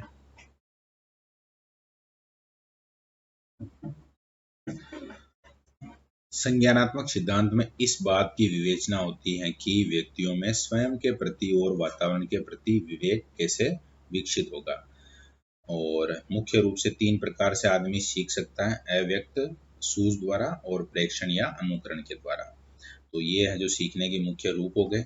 अब संज्ञानात्मक योग्यता क्या क्या है। समरूपता, समरूपता का मतलब हो गया कि कोई भी चीज है जो मतलब अपना मूल अस्तित्व है उसको बनाए रखेगी।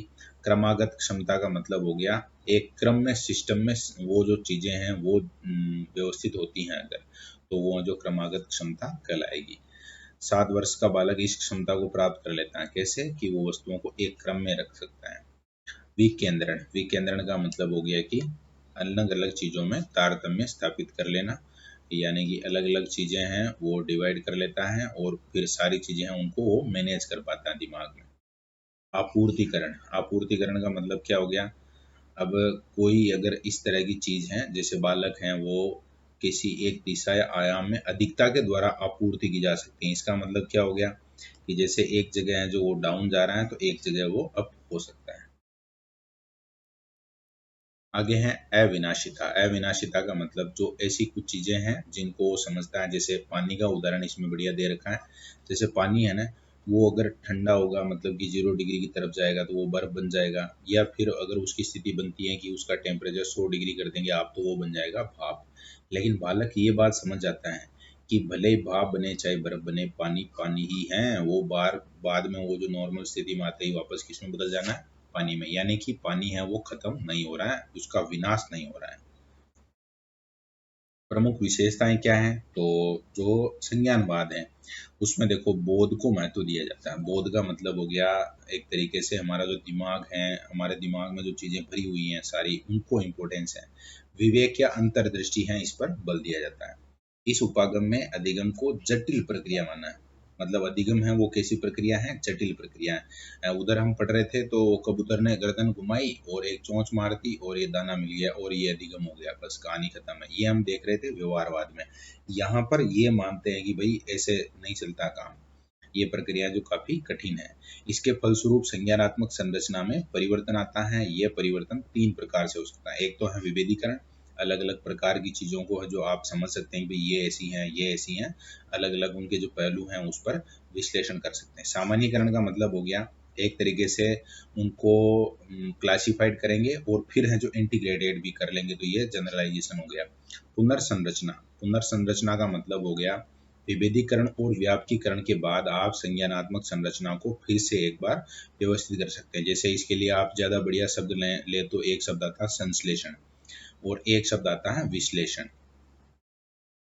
तो ये दोनों शब्द हैं जो यहाँ पर जो सामान्य ये पुनर्संरचना वाली कहानी है इसके साथ जुड़ेंगे कि हम उन चीजों को तोड़ के और वापस से एक कर लेते हैं, व्यवस्थित कर लेते हैं। अधिगम को सक्रिय व गतिशील प्रक्रिया मानना, मतलब कि एक तो वो है जो एक्टिव होने पर होगा और एक है जो प्रोग्रेसिव है। वो बालक ज्ञान का निर्माण स्वयं करता है। स्वामी विवेकानंद ने भी यही बात कही थी और सेम कहानी है जो संज्ञानवादी कहते हैं। यह है उपागम सम प्रत्यय निर्माण, समस्या समाधान और उच्च मानसिक प्रक्रिया में ज्यादा उपयोगी है। मतलब वैज्ञानिक वगैरह हैं ऐसे जो काम है उनसे रिलेटेड ज्यादा है। ये उपागम मानसिक क्रियाओं जैसे तर्क, चिंतन, प्रत्यक्षीकरण, कल्पना व समस्या समाधान को मनोविज्ञान का केंद्र मानता है। मतलब साइकोलॉजी में ज्यादा इंपॉर्टेंस इनको देता है। व्यवहार की व्याख्या आत्मगत अनुभूति का संज्ञान यानी कोग्निटिव के संदर्भ में करता है। आत्मगत अनुभूति मतलब कि व्यक्ति है जो क्या सोचता है, किस लेवल पर है। आत्म पुनर्बलन और सूचना संसाधन या सूचना संरचना है, इसके ऊपर भी बहुत ज्यादा बल देता है।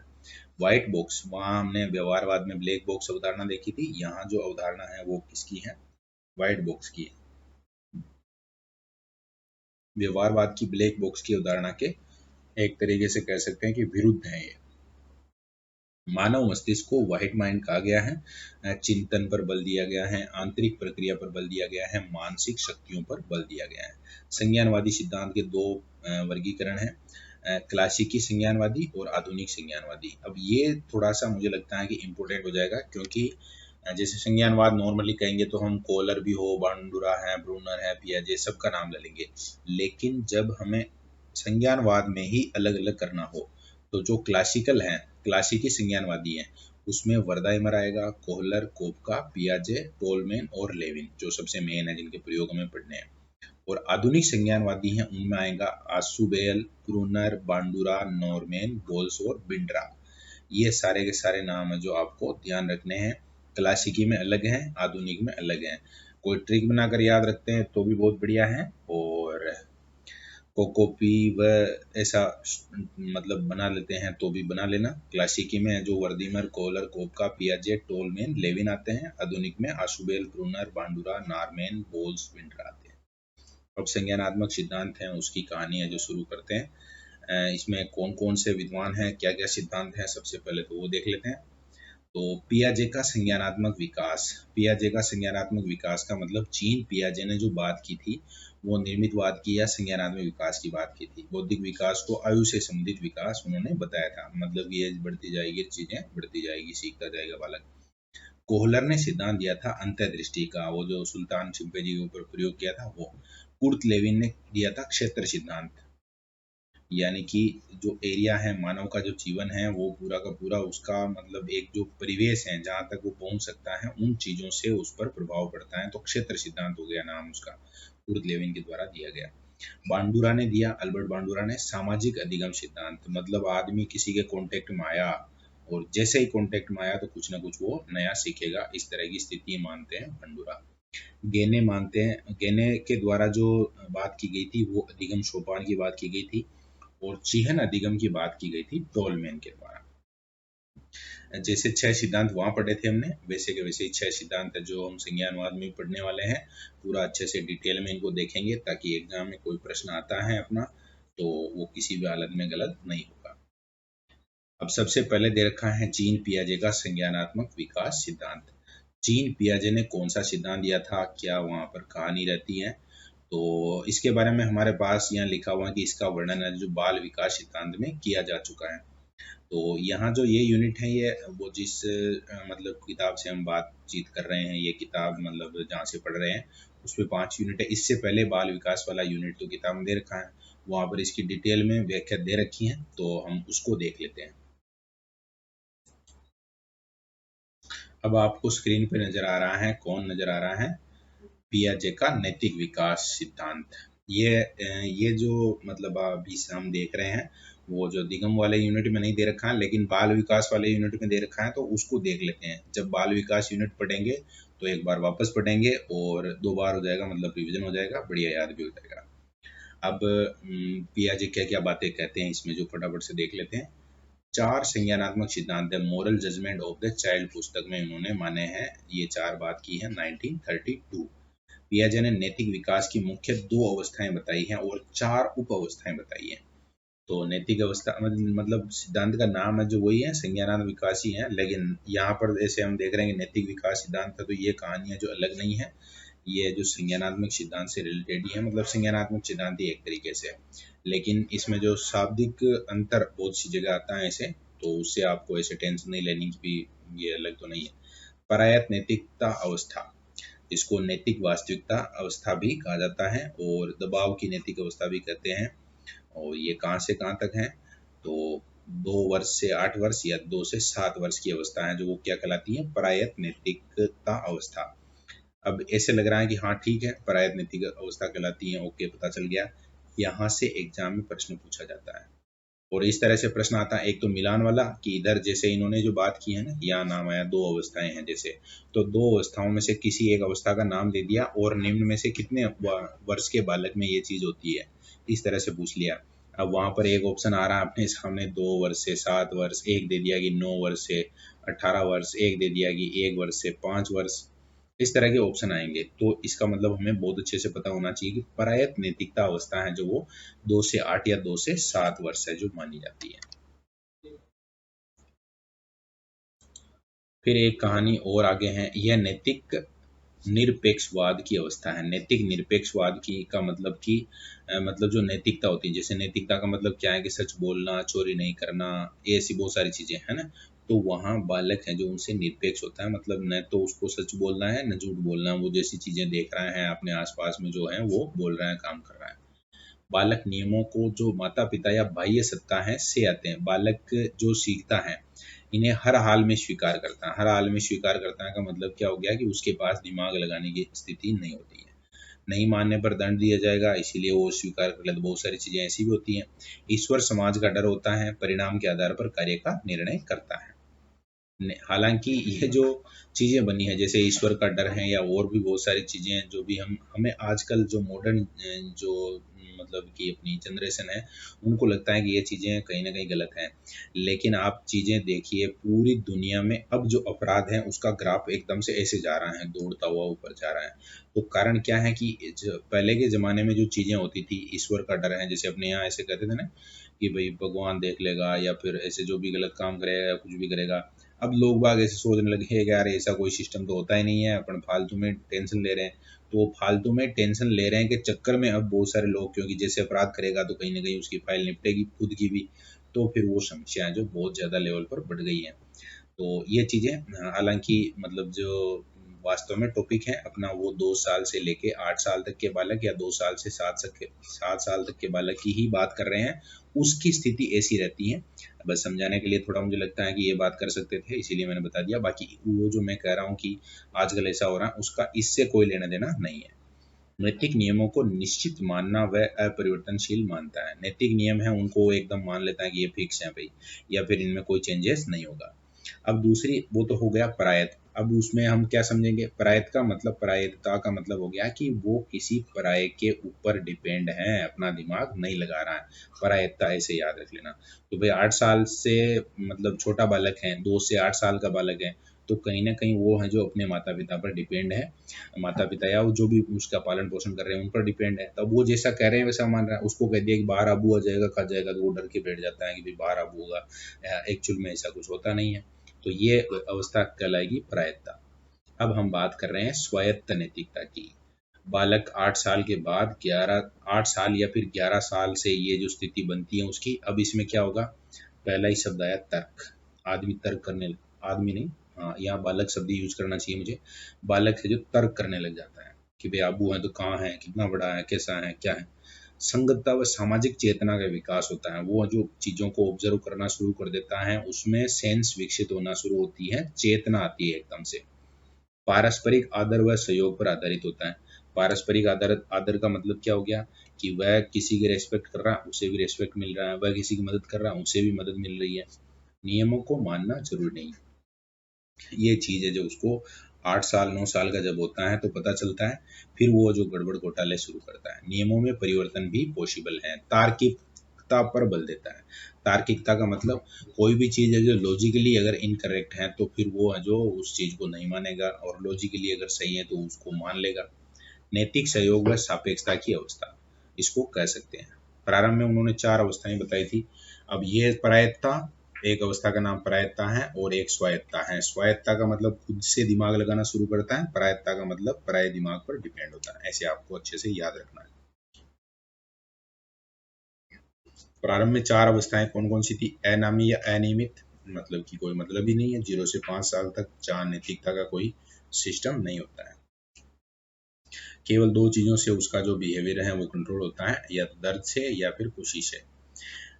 हेट्रोनोमी या पराधीनता, यानी कि 5 से 8 साल तक कृत्रिम परिणामों का अनुशासन होता है, या तो बढ़िया काम करेगा तो इनाम मिल जाएगा, गलत काम करेगा तो उसको सजा मिलेगी, झापड़ पड़ जाएगी उसके। नैतिक दबाव की अवस्था, जिससे बड़ों के अनुसार उसको व्यवहार करना पड़ता है। हेट्रोनोमी विषय विषम जातीय पारस्परिक आदान प्रदान, 8 से 13 साल, ये प्रारंभिक जो 4 बताए थे उसमें है। दूसरों के साथ वह नहीं करना चाहिए जो हमारे लिए अपमानजनक हो, ये है जो हेट्रोनोमी या विषम जातीय पारस्परिक आदान प्रदान की बात यहाँ पर की गई। सहयोग की नैतिकता का विकास, नैतिक समानता की अवस्था भी इसको कह सकते हैं, समूह के मानदंडों के अनुसार व्यवहार करता है। स्वायत्त चरण, ऑटोनोमी, ये हम बात कर ही चुके हैं। वहां पर हमने देखा था 11 साल से स्टार्टिंग होती है, 8 से 11 के बीच में इसकी स्टार्टिंग होती है, यहाँ 13 से 18 दे रखा है, तो ऐसे याद रखना आपको। नैतिक व्यक्ति व्यवहार के लिए खुद को अपने आप को जिम्मेदार मानता है, जिसको क्षमता का चरण कहते हैं। नैतिक सापेक्षता की अवस्था ये होती है। अब विशेष क्या है? पियाजे ने 9 से लेके 11 साल को स्वायत्त नैतिकता भी कहा है। अब कहानी है जो जब इस तरह से बनेगी ना, तो भाई ये 4 हैं जो प्रकार अलग दे रखे हैं, और वो जो 2 प्रायत्ता स्वायत्ता वाला है वो अलग है, तो स्वायत्ता प्रायत्ता वाला मुख्य है, आपको उसी को याद रखना है। फिर ये 0 से 5 वाला और ये कहानी है वो थोड़ी अलग है। हाँ, यहाँ पियाजे ने नैतिक विकास की अवस्था को ध्यान में रखते हुए संपूर्ण विकास काल में नैतिकता के 3 लेवल बताए हैं, जिसमें यथार्थता है, समानता है और सापेक्षिता है ना। तो नैतिक यथार्थता, मोरल रियलिज्म, फिर नैतिक समानता, इक्वलिटी की बात करता है, मोरल इक्वलिटी, और नैतिक सापेक्षता यानी रिलेटिविज्म। नैतिक यथार्थता क्या है? बालक बाध्यता स्वरूप नैतिक मानकों को स्वीकार करता है, मतलब कि वो बाध्य हो जाता है एक तरीके से, उनको आचरण में भी ले आता है, स्वयं की इच्छा उसमें नहीं होती है, बल्कि क्या होता है, दबाव होता है, और इसी कारण उन प्रतिमान, जितने भी नैतिक प्रतिमान है उनको वो स्वीकार कर लेता है। और उसके मूल मूल जो स्रोत हैं उनमें जैसे बौद्धिक संरचना है या फिर वातावरण से प्राप्त अनुभव है, वो जिन जैसा अपने आसपास देखता है उसी हिसाब से वहाँ चीजें होती है। और आगे बात करते हैं हम, थोड़ा सा इसको मिनिमाइज करना पड़ेगा। नैतिक समानता, मोरल इक्वलिटी का मतलब क्या है? बालक परस्पर सहमति के आधार पर नियमों को बनाते हैं, ये है जो समानता हो गया एक तरीके से। बालक सहयोगात्मक खेल अधिक पसंद करते हैं। सहयोगात्मक खेल का मतलब क्या हो गया? एक दूसरे की उसमें मदद हो जाती है, ऐसा गेम। नैतिक सापेक्षिकता मतलब रिलेटिविज्म है, वो क्या है? बिना किसी बाहरी दबाव के न्याय के आदर्श का अनुसरण किया जाता है, लेकिन इसमें आवश्यकता अनुसार चेंजेस भी होते हैं। किशोर स्वयं के नियम बनाना शुरू कर देते हैं, बहुत सारी चीजें हैं जो वो खुद से हैं जो मान लेते हैं कि भाई ये है, मैं तो ऐसा करूंगा, मैं इस तरह से, वो चीज़ है जो नैतिक सापेक्षता कहलाएगी। सापेक्ष का मतलब ये होता है कि जैसे कोई बुरा कर रहा है तो कोई भी किशोर वय बालक है तो वो चाहेगा कि उसका बुराई करे, ये उसका खुद का बनाया हुआ नियम है। बहुत सारी कहानियां तो हम पढ़ेंगे, जैसे एक कहानी है जो मतलब कि बहुत सी बार है जो हम सुनते हैं, जिसमें एक कोई व्यक्ति होता है, साधु होता है, और वो एक नदी के किनारे है जो नहाने जाता है।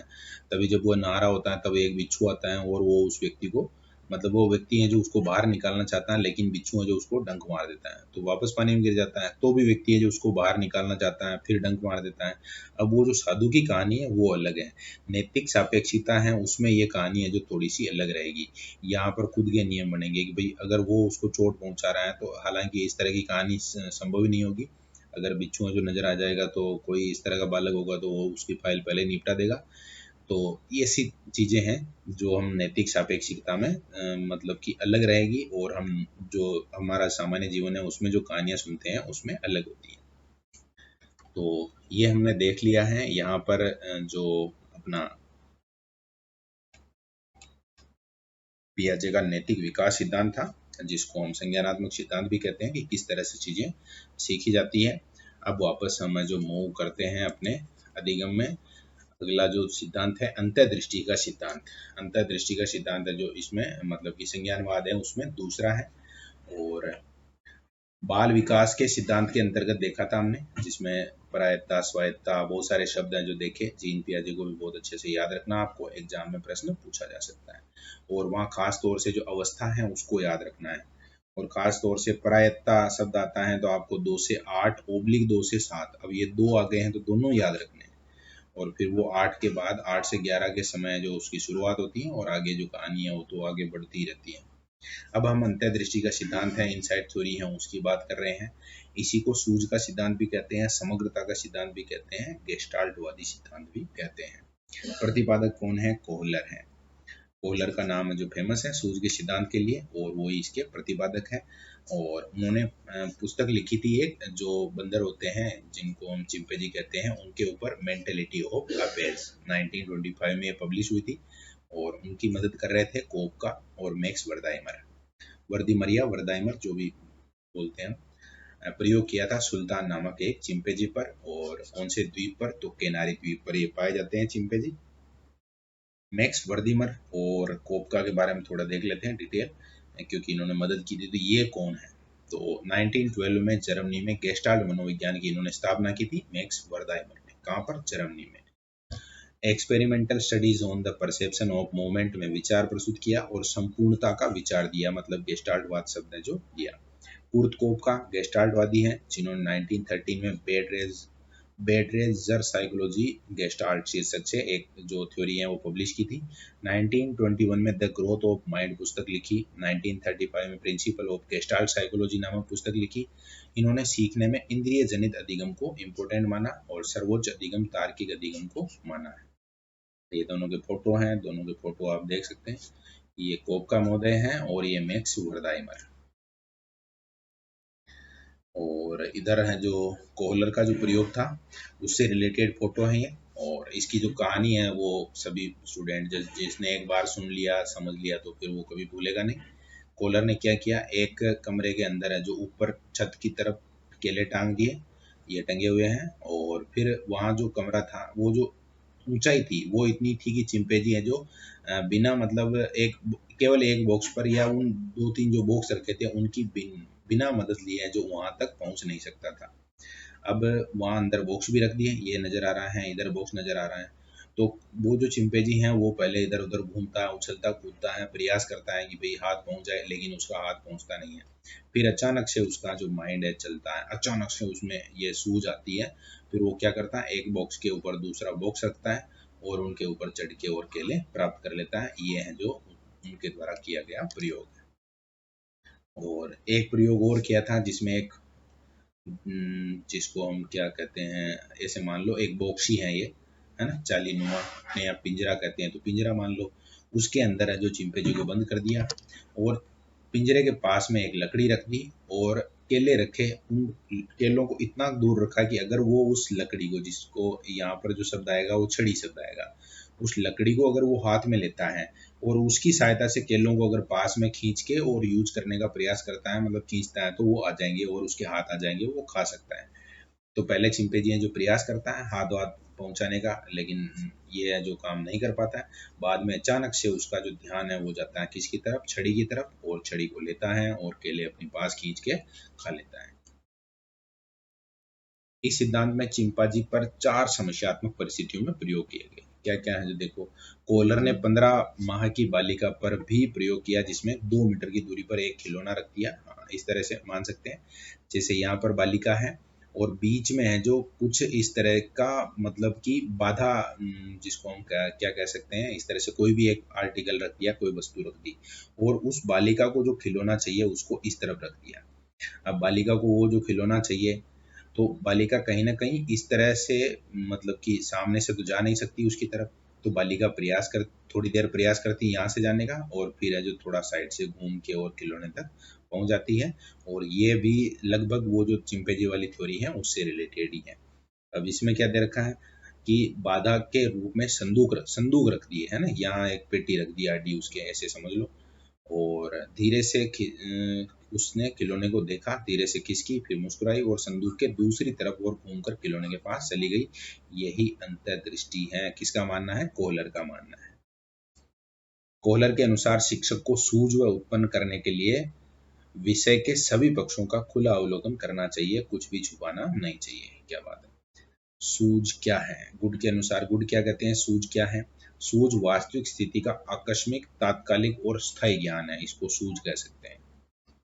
मौके की सूझ, बहुत सारी कहानियां पढ़ी होगी जिसमें हेडिंग में सूझ शब्द आया होगा, दादाजी की सूझ है या फिर मौके की सूझ, इस तरह के बहुत सारी स्टोरियां आपने देखी होगी। तो सूझ का मतलब क्या है? बहुत सी बार आपने ये भी देखा होगा कि उसकी सूझबूझ के कारण बहुत बड़ी घटना है जो टल गई। तो सूझ का मतलब हो गया कि अचानक से कोई एक खतरनाक कंडीशन बनी थी, उसमें कोई व्यक्ति है जो ऐसा एक्ट करता है जिसके कारण वो चीज़ है जो वहां पर, मतलब कि सभी लोग बाग हैं दूसरे, उनके लिए फायदेमंद हो जाती है। किसी समस्या के केंद्रीय भाव को देखने और समझने की शक्ति है, वो क्या कहलाती है? सूझ कहलाती है। जरूर पढ़ा होगा, इस तरह की कहानी पढ़ी होगी या न्यूज वगैरह में जरूर पढ़ा होगा कि मतलब बड़ा हादसा टला, उसकी सूझ से ऐसे बड़ा हादसा टला, या इस तरह की चीज है। तो वो सूझ, उसी सूझ की हम यहाँ पर बात कर रहे हैं। कोई भी प्रॉब्लम है उसके केंद्रीय भाव को देखना, समझना और उसके अनुसार एक्ट करना क्या कहलाएगा? सूझ कहलाएगा।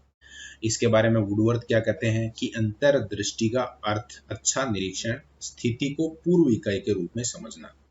अर्थ क्या है? प्रयोग में चिंपैंजी को पिंजरे में बंद किया, बाहर केले रखे गए, छड़ रखी गई। चिंपैंजी है जो पहले हाथ से कोशिश करता है, अचानक छड़ पर ध्यान जाता है, उसकी सहायता से केले प्राप्त कर लेता है, और ये अंतर्दृष्टि या सूझ है। अब अंतर्दृष्टि है उसको क्या क्या चीजें हैं जो प्रभावित कर सकती हैं, तो 7 चीजें यहाँ दे रखी हैं। बहुत अच्छे से याद रखना, एग्जाम में सीधा सिंपल सा क्वेश्चन आएगा कि अंतर्दृष्टि को प्रभावित करने वाला कारक है या नहीं है। तो क्या है देखो, पहला है बुद्धि। कोई भी व्यक्ति ज्यादा बुद्धिमान है तो उसकी जो सूझ है, अंतर्दृष्टि है, वो भी ज्यादा रहेगी, स्वाभाविक सी बात है। कम है तो कम रहेगी। कल्पना, इमेजिनेशन, जितना ज्यादा कर सकता है उतनी ज्यादा उसकी कहीं ना कहीं अंतर्दृष्टि भी विकसित होगी।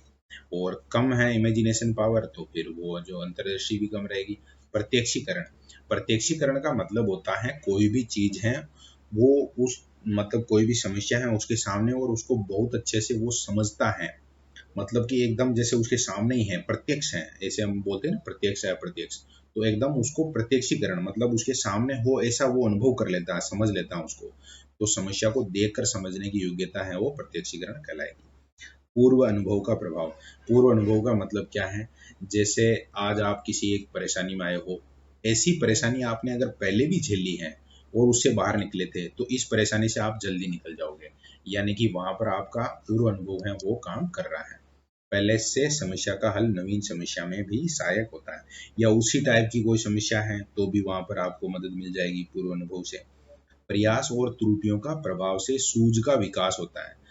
यानी कि आप कोशिश करते हैं, कहीं ना कहीं छोटी मोटी गलती होती है, बाद में आप उस गलती को सुधारते हैं, तो इससे भी क्या होगा? सूझ का विकास होगा। इसीलिए जैसे मैथमेटिक्स वगैरह है, इसमें ज़्यादा प्रैक्टिस करवाई जाती है, या ऐसा कहा जाता है कि आप सवाल जितने हल करोगे उतना फिर बाद में आपकी एक्यूरेसी है जो बढ़ेगी। क्षमता या योग्यता। क्षमता या योग्यता का मतलब क्या हो गया, एक तरीके से कोई भी चीज़ है उसके लिए आप ज़्यादा हैं जो क्षमता रखते हैं, उसके लिए ज़्यादा एलिजिबिलिटी रखते हैं, तो फिर वो काम भी वहाँ अंतर्दृष्टि वाला है जो वो ज़्यादा बढ़िया होगा। ओवरऑल अनुभव भी इसमें कारक के रूप में शामिल किया जा सकता है कि ओवरऑल है जो आपके पास कितना अनुभव है। इसीलिए कभी हमारे जीवन में भी सब समस्या आती है तो हम जो अपने से बड़ों से सलाह लेते हैं, क्योंकि उनके पास क्या है, अनुभव है, और उनका जैसे कोई मतलब कि बड़ों से अनुभव सलाह लेने का मतलब क्या हो गया, उन्होंने अपने जीवन में बहुत सारी समस्याएं फेस की होगी, उनका समाधान भी निकाला होगा, तो कहीं ना कहीं वो उस चीज़ को रिलेट कर पाएंगे और हमें बता पाएंगे कि कहाँ आपको क्या करना है। अब मुख्य रूप से 3 नियम है इसमें, समता का, निकटता का और निरंतरता का, है ना। सिमिलरिटी है, रूप आकार रंग में समता सहायक है। निकटता का मतलब हो गया कि जब आप जो मतलब किसी एक समान प्रकार की समस्या है, जहाँ जैसा सॉल्यूशन निकला था लगभग वैसा सॉल्यूशन उसका भी रहेगा। निरंतरता का नियम है जो, वो भी कहीं ना कहीं आप लगातार कहीं काम कर रहे हैं तो वहां से भी आपकी सूझ है जो वो डेवलप होगी। अन्य नियम में सम्मिति है, समागम है, परिणाम है। ये चीजें भी कहीं ना कहीं जो नियम है सूझ के उनसे रिलेटेड है। अंतर्दृष्टि अधिगम की आवश्यकता क्यों पड़ी? भाई अंतर्दृष्टि वाला जो सिस्टम है इसकी जरूरत ही क्या है? तो क्या है, देखिए, संपूर्ण इकाई का बोध अधिगम के लिए आवश्यक है। मतलब आप जो भी चीज पढ़ रहे हैं उसमें पूरा का पूरा जो मैटर है वो आपके माइंड में बहुत अच्छे से आना चाहिए, उसके लिए ये सिस्टम अंतर्दृष्टि वाला लगाएंगे तभी जाके काम करेगा। आपने ये चीज नोट की होगी कि कुछ स्टूडेंट होते हैं, ज्यादा परसेंट तो नहीं लेकिन 1-2%, जिन्होंने एक प्रश्न ऐसा होता है जिसको कभी जिंदगी में नहीं पढ़ा है, लेकिन एग्जाम में उसका प्रश्न वो एकदम सही दे देते हैं। तो ये क्या है, कहीं ना कहीं उनकी अंतर्दृष्टि वहाँ काम करती है, संपूर्ण इकाई का बोध उनको होता है। अभी जैसे ये जो वीडियो बनाने वाला मतलब कि वीडियो में इस तरह से बहुत ज़्यादा डिटेल में है जो हम पढ़ रहे हैं अपने मनोविज्ञान वाले टॉपिक को। हालांकि कोई भी टीचर है जो ऐसे नहीं चाहेगा, कोई स्टूडेंट भी ऐसे नहीं चाहेगा कि इतनी डिटेल में पढ़ें, और टीचर भी नहीं चाहेगा कि वो इतना अपना खुद का समय है जो किसी टॉपिक को पढ़ाने में लगाए। लेकिन अब यहाँ पर हम अगर बात करें कि कोई भी टॉपिक है उसमें अगर कोई स्टूडेंट है जो उस यूनिट को संपूर्णता के साथ सीख जाए, संपूर्णता का मतलब हो गया कि अब कोई चीज़ छूट ही नहीं रही है, सारी चीज़ें आ गई एक बार, तो कोई प्रश्न एग्जाम में ऐसा आ गया जो बाई चांस नॉर्मली अपने नोट्स वगैरह इनमें नहीं है, लेकिन चूंकि हमारा जो जो विद्यार्थी इस वीडियो को देख रहा है, या जो मतलब कि जो विद्यार्थी हैं जो मेरे निर्देशन में पढ़ रहे हैं, तो उनको संपूर्ण इकाई का बोध है और उनकी अंतर्दृष्टि है जो वहां पर ऐसे प्रश्न को उनको सही करवाने में मदद करेगी कहीं ना कहीं। लक्ष्य का स्पष्ट होना आवश्यक। स्पष्ट होने का मतलब क्या हो गया कि हम जो काम करना चाह रहे हैं वो एकदम क्लियर कट है, जो हमें पता हो तो ये इसमें लागू होता है। अधिगमकर्ता में विभेदन और सामान्यीकरण की शक्ति आवश्यक है। विभेदन का मतलब होता है दो चीजें हैं ए और बी, तो बहुत अच्छे से अंतर कर सके कि भाई इसमें ये चीज अच्छी है, इसमें ये चीज अलग है, तो ये विभेदन हो गया। सामान्यीकरण का मतलब दोनों को समझने के बाद नॉर्मल बात वहां से क्या निकल कर बात आ रही है वो चीज भी उसको समझ में आनी चाहिए। आकस्मिक चिंतन, बहुत सारी चीज़ें ऐसी होती हैं जिनका हमें पहले से पता नहीं होता, जैसे कोरोना की बीमारी आ रही है, मतलब आ रही है का मतलब अब नहीं आ रही है, 2020 में आ गई, तो ये चीज़ है जो हमें 2018 में पता नहीं थी। अब 2020 में जब ये समस्या आई तो आकस्मिक चिंतन करना पड़ा कि भाई कहाँ लॉकडाउन करना, क्या करना है, जो भी है। तो ऐसी चीज़ें हैं जो पहले से होनी ही चाहिए, उनकी ट्रेनिंग होनी चाहिए, जो जो भी हैं लोग बाग, मतलब कि चाहे प्रशासन से रिलेटेड हो, चाहे और भी जो भी फील्ड है, तो कहीं ना कहीं आवश्यक चिंतन है जो वो आवश्यक होता है। और भी ऐसी, मतलब मैंने उदाहरण दिया ये, बाकी हमारे जीवन में भी बहुत सी बार है जो अचानक से कोई समस्या आती है तो हमें आकस्मिक चिंतन करना पड़ता है। अंतर्दृष्टि से व्यवहार में परिवर्तन हो जाता है। अगर अंतर्दृष्टि है, मतलब कि इनसाइट है वो काम कर रही है, तो उसके कारण व्यवहार में परिवर्तन होगा। हमें समझ, बहुत सारी बार है जो कुछ चीज़ें हमें बहुत लेट समझ में आती, करे यार ये यहाँ पर इस तरह से काम करना था, हम ये किए जा रहे थे, तो वो पता चलता है अंतर्दृष्टि के कारण। और जब हमें पता चलता है तो हमारा जो व्यवहार है उसको हम चेंज कर लेते हैं। तत्पर आवृत्ति, तत्पर आवृत्ति का मतलब हो गया समाधान शीघ्र दोहराया जाता है। जब हमें पता चल गया कि भाई ये रिजल्ट है, मतलब कि कोई भी जो समस्या है उसका ये समाधान है, तो हर जगह हम उसको फटाफट से रिपीट करेंगे। वस्तु नए रूप में दिखाई देती है। इनसाइट है वो किसी भी चीज को जो एकदम नया बना देती है। सूझ का प्रयोग नई स्थिति में किया जा सकता है, बिल्कुल। मतलब कि जैसे वो जो चिंपैंजी वाली कहानी है, अब चिंपैंजी वाली कहानी में अगर हम इसको इस तरह से सेट करते हैं कि वो बॉक्स में बंद है और वो दो बॉक्स को एक साथ रख के और केले प्राप्त कर लेता है। अब बाई चांस वो जैसे जंगल में है, अब जंगल में कोई एक पेड़ है, वहां से उसको फल प्राप्त करना है, और वहाँ आसपास में और कुछ कोई ना कोई चीज़ ऐसी हो सकती है जो कि उसकी हाइट है उसको बढ़ा दे, जिसके ऊपर वो चढ़ के और उसको प्राप्त कर सके, तो इसका उपयोग वो वहाँ कर सकता है। तो ये हो गया नई स्थिति में उसका यूज होना। अब सिद्धांत के महत्वपूर्ण शब्द हैं, बहुत सारे शब्द हैं जिनको देखना चाहिए। आकस्मिकता, तो अचानक से हम कहते हैं आहा, तो ये है जो आहा अनुभव है, इसी को आकस्मिकता या सडननेस कहते हैं, सडन कहते हैं। समग्रता, होलनेस, संपूर्णता, संपूर्ण अंशों के योग से बड़ा है, ये बात कही थी वर्दीमर ने। संपूर्ण अंशों के योग से बड़ा है, मतलब कि बहुत सारी चीजें हैं जो मिलकर एक कोई चीज बनाती हैं, उसको हम समग्र कह सकते हैं, मूल कह सकते हैं। प्रत्यक्षीकरण का मतलब हो गया संपूर्ण अवलोकन, उसके हर डायमेंशन को, हर आयाम को बहुत अच्छे से ऑब्जर्व करना, ये कहलाएगा प्रत्यक्षीकरण। पूर्व दृष्टि, फोरसाइट, यानी प्रयास करने से पूर्व लक्ष्य को देख लेना। पूर्व दृष्टि, हम हमारे यहाँ जो इसको और भी कुछ शब्द आते हैं, जैसे दूरदृष्टि शब्द आता है। अब दूरदृष्टि में क्या होता है कि आज के 5 साल बाद क्या कंडीशन रहेगी, उसको अभी से हम अपने मन में इमेजिन करके और काम कर रहे हैं, तो फिर वो दूरदृष्टि कहलाएगी। अब पूर्व दृष्टि का मतलब क्या है, जैसे हमने कोई एक प्रोजेक्ट हाथ में लिया है, अब वो प्रोजेक्ट शुरू करने से पहले हमें पता है कि ये प्रोजेक्ट जब कंप्लीट हो जाएगा तो इसका रिजल्ट ये आने वाला है, हमें ये बेनिफिट है और ये है जो नुकसान हो सकते हैं। तो वो जो चीज़ हम अपने दिमाग में पहले से ला रहे हैं, वो है जो पूर्व दृष्टि कहलाएगा। गेट्स और अन्य क्या कह रहे हैं कि यह सिद्धांत स्वयं खोज करके सीखने पर बल देता है। स्वयं खोज करके सीखने का मतलब हो गया कि बालक है जो खुद से, जैसे वो जो चिंपैंजी है ना, उसको ट्रेंड नहीं किया गया था कि भाई ऐसे दो बॉक्स हैं, इनको ऊपर नीचे रखो और उसके बाद जो केले प्राप्त कर लो। उसने खुद ये काम किया था, यानी कि स्वयं है जो खोज करेगा और वो जो सीखेगा। आगे है अंतर्दृष्टि, अधिगम, विशेष, क्या बातें हैं जो और खास हैं, तो देख लेते हैं क्या है। सीखना क्षेत्र का प्रत्यक्ष ज्ञानात्मक संगठन है। सुझावपूर्ण सीखना के 4 व्यवहार संकेत होते हैं। किंग कर्तव्य विमूढ़ता, मतलब क्या करें ये पता नहीं चलता है, तो अचानक वो जो चीज खत्म होती है और पूर्णता की ओर है जो ट्रांसफर हो जाता है।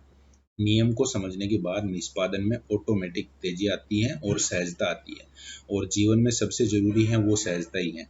कोई भी काम हम कर रहे हैं वो सहज भाव से होना चाहिए। अगर हम सहज हैं तो फिर जो प्रतिक्रिया आती है या जो टेक्निकल समस्या आने की संभावना वो ऑटोमेटिक खत्म हो जाती है। उत्तम धारणा, मतलब माइंड में चीजों को बहुत ढंग से है जो सेट कर पाना। समस्यात्मक परिस्थिति में तत्परता के साथ समाधान का अंतरण या पक्षांतर उसको हम कह सकते हैं, कि परिस्थिति है वो तो कैसी है, प्रॉब्लमेटिक है, लेकिन हम फटाफट से उसका जो समाधान है उसकी तरफ मूव कर जाते हैं और वो समस्या है वो समाधान हो जाती है। सबसे बढ़िया जो पॉइंट रहता है कहीं पर भी कोई इस तरह का टॉपिक हो, तो उसमें होता है उसका एजुकेशन में आज की दुनिया में यूज क्या है। संपूर्ण इकाई का बोध कराने में सहायक, तो ये तो बात कर ही चुके हैं हम। संपूर्णता वैसे भी इसमें संज्ञानवाद में ही है। बालक में बुद्धि, कल्पना, तर्क व रचनात्मकता का विकास करने में भी ये अच्छा है, क्योंकि इनसाइट है उसमें तो ये चीज़ें होनी ही होनी है। अक्ल है उसका उपयोग करना पड़ेगा, उसको क्रिएटिविटी लानी पड़ेगी कोई ना कोई समाधान निकालने के लिए। जैसे जितने भी आविष्कार हैं वो कहीं ना कहीं इसी के अंतर्गत आते हैं कि कोई प्रॉब्लम आई, उसका सॉल्यूशन है, सॉल्यूशन के चक्कर में जो कोई नया आविष्कार हो गया। यह सिद्धांत गणित और भौतिक शास्त्र जैसे विषयों के लिए अच्छा है, क्योंकि गणित में क्या करना पड़ता है, कोई भी सवाल है जैसे, तो उसमें ये सारी चीजें हैं जो जरूरी होती हैं। यह सिद्धांत समझकर सीखने पर बल देता है, मतलब रटने की चीज, रटने का जो सिस्टम है उसका विरोध करता है। और यहाँ से प्रश्न क्या बनेगा, जो देखो आजकल प्रश्नों का टाइप है जो सभी विद्यार्थी बहुत अच्छे से देखते हैं, पुराने पेपर देखते हैं, तो वहाँ देखा होगा कि निम्न में से सत्य कथन है, सत्य कथन है, या फिर एक प्रश्न हो सकते हैं निम्न में से असत्य कथन है। अब वहाँ पर दे दिया जैसे कि अंतर्दृष्टि वाला सिद्धांत है वो संपूर्ण इकाई का बोध कराने में सहायक है, बालक की बुद्धि, कल्पना व रचनात्मकता का विकास करने में उपयोगी नहीं है। अब यहाँ एक नई शब्द डाल दिया, नई शब्द जैसे ही डाला और वो असत्य हो गया। तो आपको इन चीज़ों को बहुत अच्छे से देखना चाहिए वो क्या कहना चाह रही है। या फिर तीसरा ऑप्शन है, इसमें बन सकता है कि यह सिद्धांत गणित व भौतिक शास्त्र जैसे विषयों के लिए उपयोगी नहीं है, ऐसा आ जाए तो भी वो प्रश्न है जो अपना वहाँ पर एकदम, मतलब कह सकते हैं कि शानदार प्रश्न रहेगा। हमने अगर बहुत अच्छे से उसको देख रखा है तो वहाँ जो सत्य असत्य वाला प्रश्न बनेगा उसको हम बढ़िया से कर लेंगे।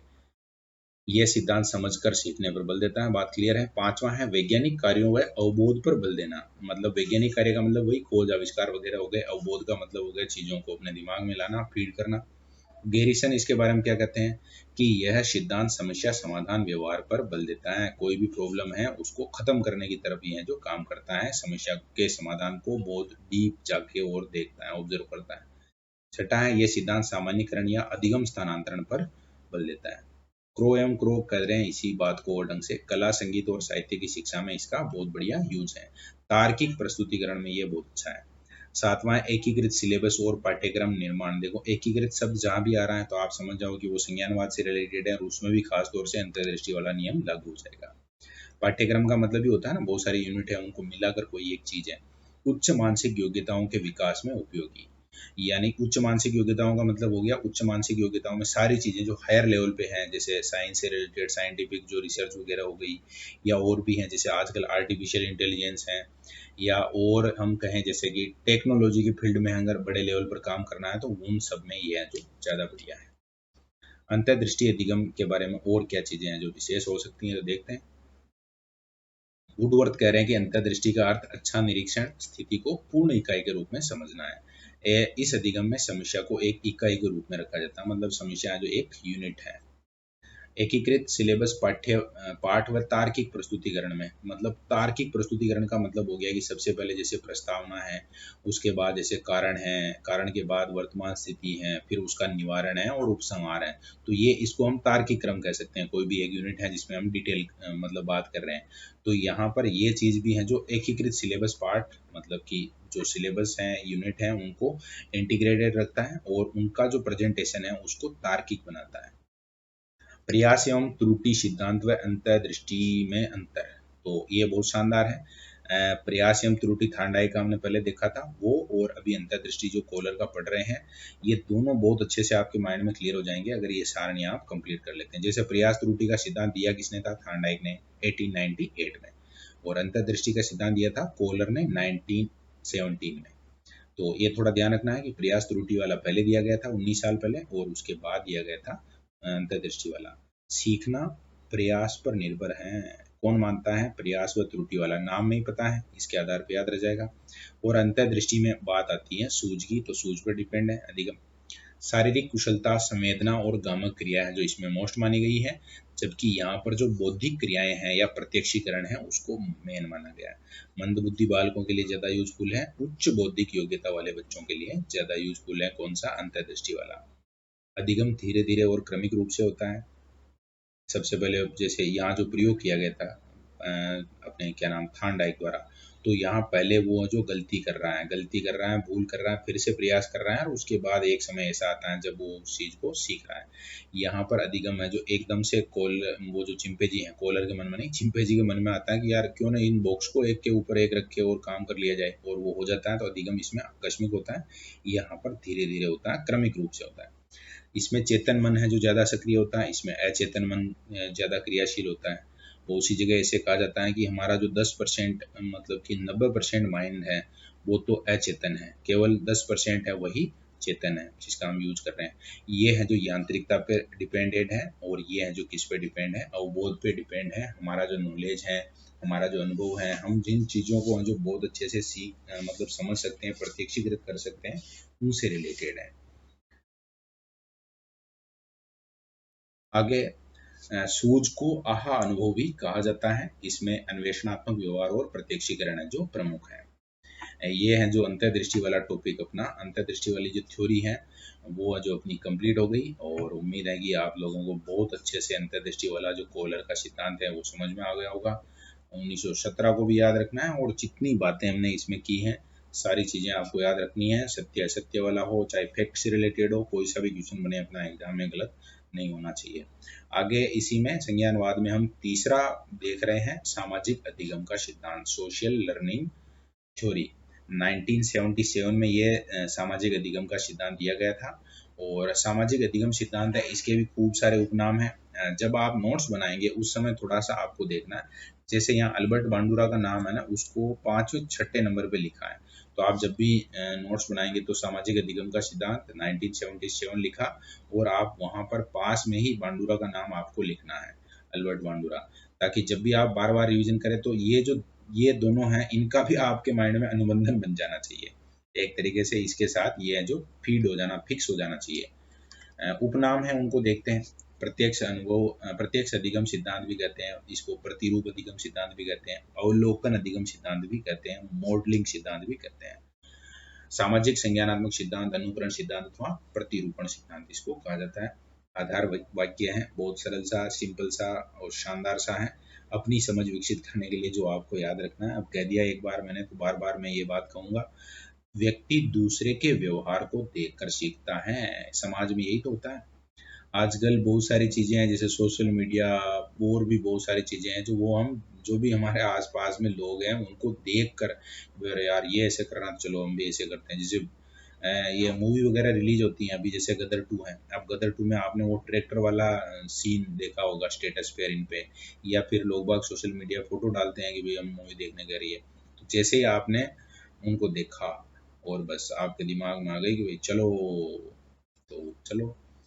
ये वाक्य हैं जो सामाजिक अधिगम सिद्धांत के अंतर्गत है, जो आधार वाक्य का काम करता है। बहुत अच्छे से आपको याद रखना है। अब प्रतिपादक की बात हम कर चुके हैं, अल्बर्ट बांडुरा है, और कौन से देश के निवासी हैं, तो कनाडा के निवासी हैं। इनका हेल्प करने वाले जो विद्वान है, मनोवैज्ञानिक है, वो है वाल्टर। और इसमें अनुकरण पर बल दिया जाता है। कुछ जगह पुनर्बलन था, कुछ जगह अनुक्रिया थी, कुछ जगह उद्दीपक था। अब यहाँ पर जाकर आया है कौन, अनुकरण। अनुकरण का मतलब होता है कोई, मतलब अनु का मतलब होता है पीछे, करण का मतलब काम करना।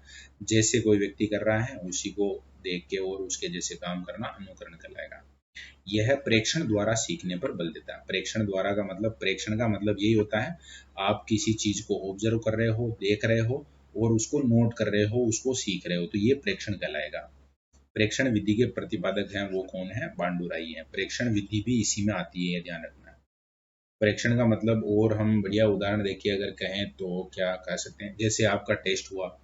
अब टेस्ट हुआ तो आपने, मतलब कि जितने स्टूडेंट थे उन्होंने टेस्ट दिया, और टेस्ट देने के बाद में कौन सा स्टूडेंट है, उसके कितने नंबर आ रहे हैं, कितने नहीं आ रहे हैं, ये जो काम किया जाता है इसी को प्रेक्षण कहा जाता है। बांडुरा क्या कह रहे हैं, व्यक्ति का व्यवहार संज्ञान व प्रत्याशा द्वारा प्रमाणित होता है। प्रत्याशा भी दो प्रकार की है, परिणाम और प्रभावोत्पादकता। तो आगे और देखते हैं। वैसे प्रत्याशा का मतलब तो याद रह जाएगा आपको। प्रत्याशा का मतलब होता है, एक तरीके से हम कोई भी काम करते हैं वहां पर हमारा थोड़ा सा मतलब माइंड होता है कि उसका हमें रिजल्ट मिलना चाहिए, वो प्रत्याशा है। तो एक परिणाम प्रत्याशा, एक प्रभावोत्पादकता प्रत्याशा। और लिंडग्रेन क्या कह रहे हैं, सामाजिक अधिगम की प्रक्रिया संपर्क के कारण प्रारंभ होती है। ये बात, ये मानना है लिंडग्रेन का, याद रखना आपको बहुत अच्छे से। सामाजिक अधिगम की प्रक्रिया संपर्क के कारण आरंभ होती है, मतलब आप जैसे ही संपर्क करेंगे, मिलेंगे, और फिर वो अधिगम की प्रक्रिया जो शुरू होगी। अल्बर्ट बांडुरा क्या क्या बातें करते हैं, स्पेशल जो भी हैं देखते हैं। 1961 में सामाजिक सीखना सिद्धांत का इन्होंने प्रतिपादन किया था, 61 में। और 77 में वाल्टर्स के साथ सोशल लर्निंग पुस्तक लिखी, जिसमें ये पब्लिश हुआ था। इसीलिए वहाँ हम जब आगे देख रहे तो 1977 आया था, तो उसका कारण ये है। बांडुरा के अनुसार मानव व्यवहार व्यवहारात्मक, संज्ञानात्मक और पर्यावरणीय कारकों का अंतःक्रिया का परिणाम होता है। बांडुरा के सिद्धांत को त्रिपदीय पारस्परिक कार्यकारिणी मॉडल तथा अन्योन्य निर्धारण का सिद्धांत भी कहा जाता है। यानी कि व्यवहार भी आ जाएगा, संज्ञान भी आ जाएगा, और जो इन्वायरमेंटल फैक्टर हैं वो भी वहां पर अंतःक्रिया करेंगे, और उसका रिजल्ट है जो कहीं ना कहीं मानव का व्यवहार है। बांडुरा के व्यवहारवाद को मुलायम व्यवहारवाद भी कहा जाता है। मुलायम सिंह नहीं है, मुलायम व्यवहारवाद है, याद रखना। बांडुरा ने सीखने के प्रमुख स्रोत में अनुक्रिया परिणाम मॉडलिंग दोनों को माना है। ये मतलब स्रोत माने हैं सीखने के। अनुक्रिया परिणाम का मतलब हो गया एक तरीके से, जब मतलब कि कोई व्यक्ति कोई काम कर रहा है और वो काम करने के कारण उसका बहुत ज़्यादा, जैसे आपने कहीं आरएस वगैरह जो ये बनते हैं इनके इंटरव्यू देखे होंगे, आरएस हैं या आईएएस हैं, तो आईएएस आरएएस के इंटरव्यू देखे होंगे, तो ज़्यादातर में आपने बनी बनाई कहानी, ये बनी बनाई नहीं करना चाहिए, लेकिन अब मुझे लगता है कि बनी बनाई हो सकती है वो। तो उसमें ऐसे सुना होगा कि बचपन में मैंने ऐसे देखा था, एक अधिकारी आए थे वहाँ, जो समस्या थी हमारे गाँव की उसको सुलटा दिया। अब समस्या को सुलटा दिया, तो सुलटा दिया का मतलब वो जो रिजल्ट है उससे हम जो बहुत ज़्यादा आई पे उसमें आ गए, और हमने भी आए फिर जांच की कि भाई ये आदमी कौन है, तो हमको पता चला कि ये आदमी है जो आईएएस है। जैसे ये का आपने एक कोचिंग सेंटर का नाम सुना होगा, सीकर में है CLC, जहाँ पर मेरे छोटे भाई ने भी कोचिंग की थी, है ना, नीट की। तो इसी कारण से वो कहानी मुझे पता है। अब वो CLC वाले जो सर हैं, वो जो ये कहानी सुनाते हैं वहाँ के विद्यार्थियों को, कि जब मैं मतलब बहुत छोटा था, तब हमारे गांव में जो मतलब पहली बार लाइट आई थी, मैं 7वीं 8वीं में पढ़ता था, और पहली बार लाइट आई थी उस समय जब खंबे वंबे लग रहे थे, और हमारे गांव वाले लोग हैं जो एक जगह इकट्ठे हुए, क्योंकि वहां पर कोई जो मतलब कि अपने यहाँ क्या बोलते हैं उसको, फीडर वगैरह या जो भी है उसका उद्घाटन करना था। तो गांव वाले लोग गए सब, और वहां पर उस जगह पर एक कुर्सी रखी हुई थी केवल, और एक कुर्सी रखी हुई थी, और लोग बाग है जो उस कुर्सी के आगे पीछे हैं जो वहां जाके बैठने लग गए या बैठ गए ऐसे। और जब मैं 8वीं 7वीं 8वीं में पढ़ता था, लेकिन मैंने जब उस कुर्सी को देखा, तो कुर्सी को देखा तो फिर मेरे दिमाग में आया कि यार हम सब लोग हैं या फिर गांव के अपने पापा और ये सब हैं जो इधर साइड में बैठे थे, ये कुर्सी किसके लिए। तभी अचानक से है जो एक आदमी आया और वो उस कुर्सी के ऊपर बैठा। अब वो कुर्सी के ऊपर बैठा तो फिर मेरे मन में ये आ गया कि यार ये चीज़ है। तो इस तरह की कहानियां जो होती हैं इसमें, और ये चीज़ है जो सामाजिक अधिगम के अंतर्गत आती भी है, कि आदमी ने जो एक तरीके से उसको अपने लिए क्या मान लिया, मॉडल मान लिया, मतलब ये आदमी है बस ऐसा बनना, बात खत्म है। तो मॉडल है, इसी का अनुकरण है, जाके वो शुरू कर देता है। बांडुरा ने स्थानापन्न पुनर्बलन व आत्म उत्पादित अपने मानकों के अनुसार व्यवहार पुनर्बलन पर बल दिया है। स्थानापन्न का तात्पर्य दूसरों के व्यवहार के परिणामों के प्रेक्षण द्वारा सीखने से होता है। मतलब कि परिणाम, जैसे कोई अभी आपने देखा होगा कि हमारे एरिया में जो BSTC या रीट की तैयारी, BSTC की थोड़ी तैयारी है जो थोड़ा ज़्यादा लेवल पे कर रहे हैं विद्यार्थी, नॉर्मल और चीज़ों को देखें हम तो उसके पीछे जो कारण है वो है ये परिणामों का प्रेक्षण। लोगों ने बहुत सारी चीज़ें देखी हैं, ऑब्जर्व किया है कि यार ये, अरे ये भी नौकरी, तो फिर लोग भाग से यार ये इजी काम है, ये कर लो, ठीक है। तो इस कारण से वो प्रेक्षण है जो कहीं ना कहीं उनको ये बात सिखा गया कि यहाँ पर चीज़ें जो पॉजिटिव है। बहुत सारे BTech किए हुए लोग बाग भी STC में आ गए, तो वो भी कहीं ना कहीं ये सामाजिक अधिगम वाला सिद्धांत है उससे आए हैं, मतलब वो लागू है उन पे। अब आगे हम बात कर रहे हैं सामाजिक अधिगम के सोपान की। तो उसमें एक तो है अवधान, ध्यान या अवलोकन, कि भाई आप कितना ध्यान दे पा रहे हैं, दूसरों को कितना ढंग से देख रहे हैं, आपका अटेंशन लेवल कितना है। स्कूल में भी देखा होगा, कभी अपना ध्यान इधर उधर होता है तो टीचर जो भी होते हैं वो कहते हैं अटेंशन प्लीज, तो वो अवधान। फिर है धारण करना, आप कोई भी चीज़ देख रहे हैं, कोई भी चीज़ सीख रहे हैं, वो जो आप किस तरह से अपने दिमाग में फीड कर पाते हैं, वो है जो रिटेंशन है। कितने समय तक उसको आप रिटेन कर पाते हैं, याद रख पाते हैं। पुनः प्रस्तुतिकरण, यानी कि आपको जो उसको जहाँ पर आवश्यकता है वहाँ पर प्रस्तुत करना पड़ेगा, तो ये कहलाएगा पुनः प्रस्तुतिकरण। आगे है पुनर्बलन, अभिप्रेरणा अथवा निष्पादन। री इन्फोर्समेंट, सकारात्मक मिलने पर व्यवहार सीखता है अथवा नहीं। अगर वो चीज़ पॉजिटिव है तो ठीक है, नहीं है तो फिर काम बड़ा वहाँ पर गड़बड़ हो जाएगा। अल्बर्ट बांडुरा के साथ और चीज़ें जुड़ी हुई हैं उसकी बात कर लें। सामाजिक अधिगम अवलोकन, अनुकरण तथा अंत्यक्रिया द्वारा सीखा जाता है। अवलोकन हो गया या अंत्यक्रिया। इस सिद्धांत में छोटे बालक पर प्रयोग किया। बालक का नाम भी अल्बर्ट ही था, इधर बांडुरा भी अल्बर्ट बांडुरा ही है। Baby doll 1961। जोकर, इसके अनुसार बालक जैसा देखता है वैसा ही व्यवहार करना सीख जाता है। जैसे जोकर जैसे नाटक कर रहा, नाच रहा है, वैसा बालक सीख जाता है। बहुत सी बार आपने मतलब छोटी छोटी चीज़ें देखी होगी, जैसे गांव में छोटे बच्चे हैं उनको टाटा करना या ऐसे सिखाया जाता है, तो खुद एक्टिविटी करते हैं लोग बाग। या छोटे बच्चे हैं जो कुछ नेगेटिव, जैसे गांव में चौथी 5वीं क्लास में आपने शिकायतें देखी होगी कि ये बीड़ी पी रहा था। अब वो ये चीज़ है जो कहीं ना कहीं वहां पर अनुकरण कर रहा है वो। अब उसने अपने पापा को, अपने चाचा को या अपने परिवेश में लोगों को बीड़ी पीते देखा है, तो जब वो लोग हैं जो बीड़ी को डाल कर चले गए इधर उधर, तो उसको लगता है कि यार अपने जो बड़े हैं वो ऐसा कर रहे हैं तो अपन भी ऐसा करते हैं। वो एक तरीके से ये कहानी सेम है जो यहाँ पर दे रखी है। और वो जोकर को देखकर जैसा व्यवहार करता है उसको क्या कहते हैं, मॉडलिंग कहते हैं।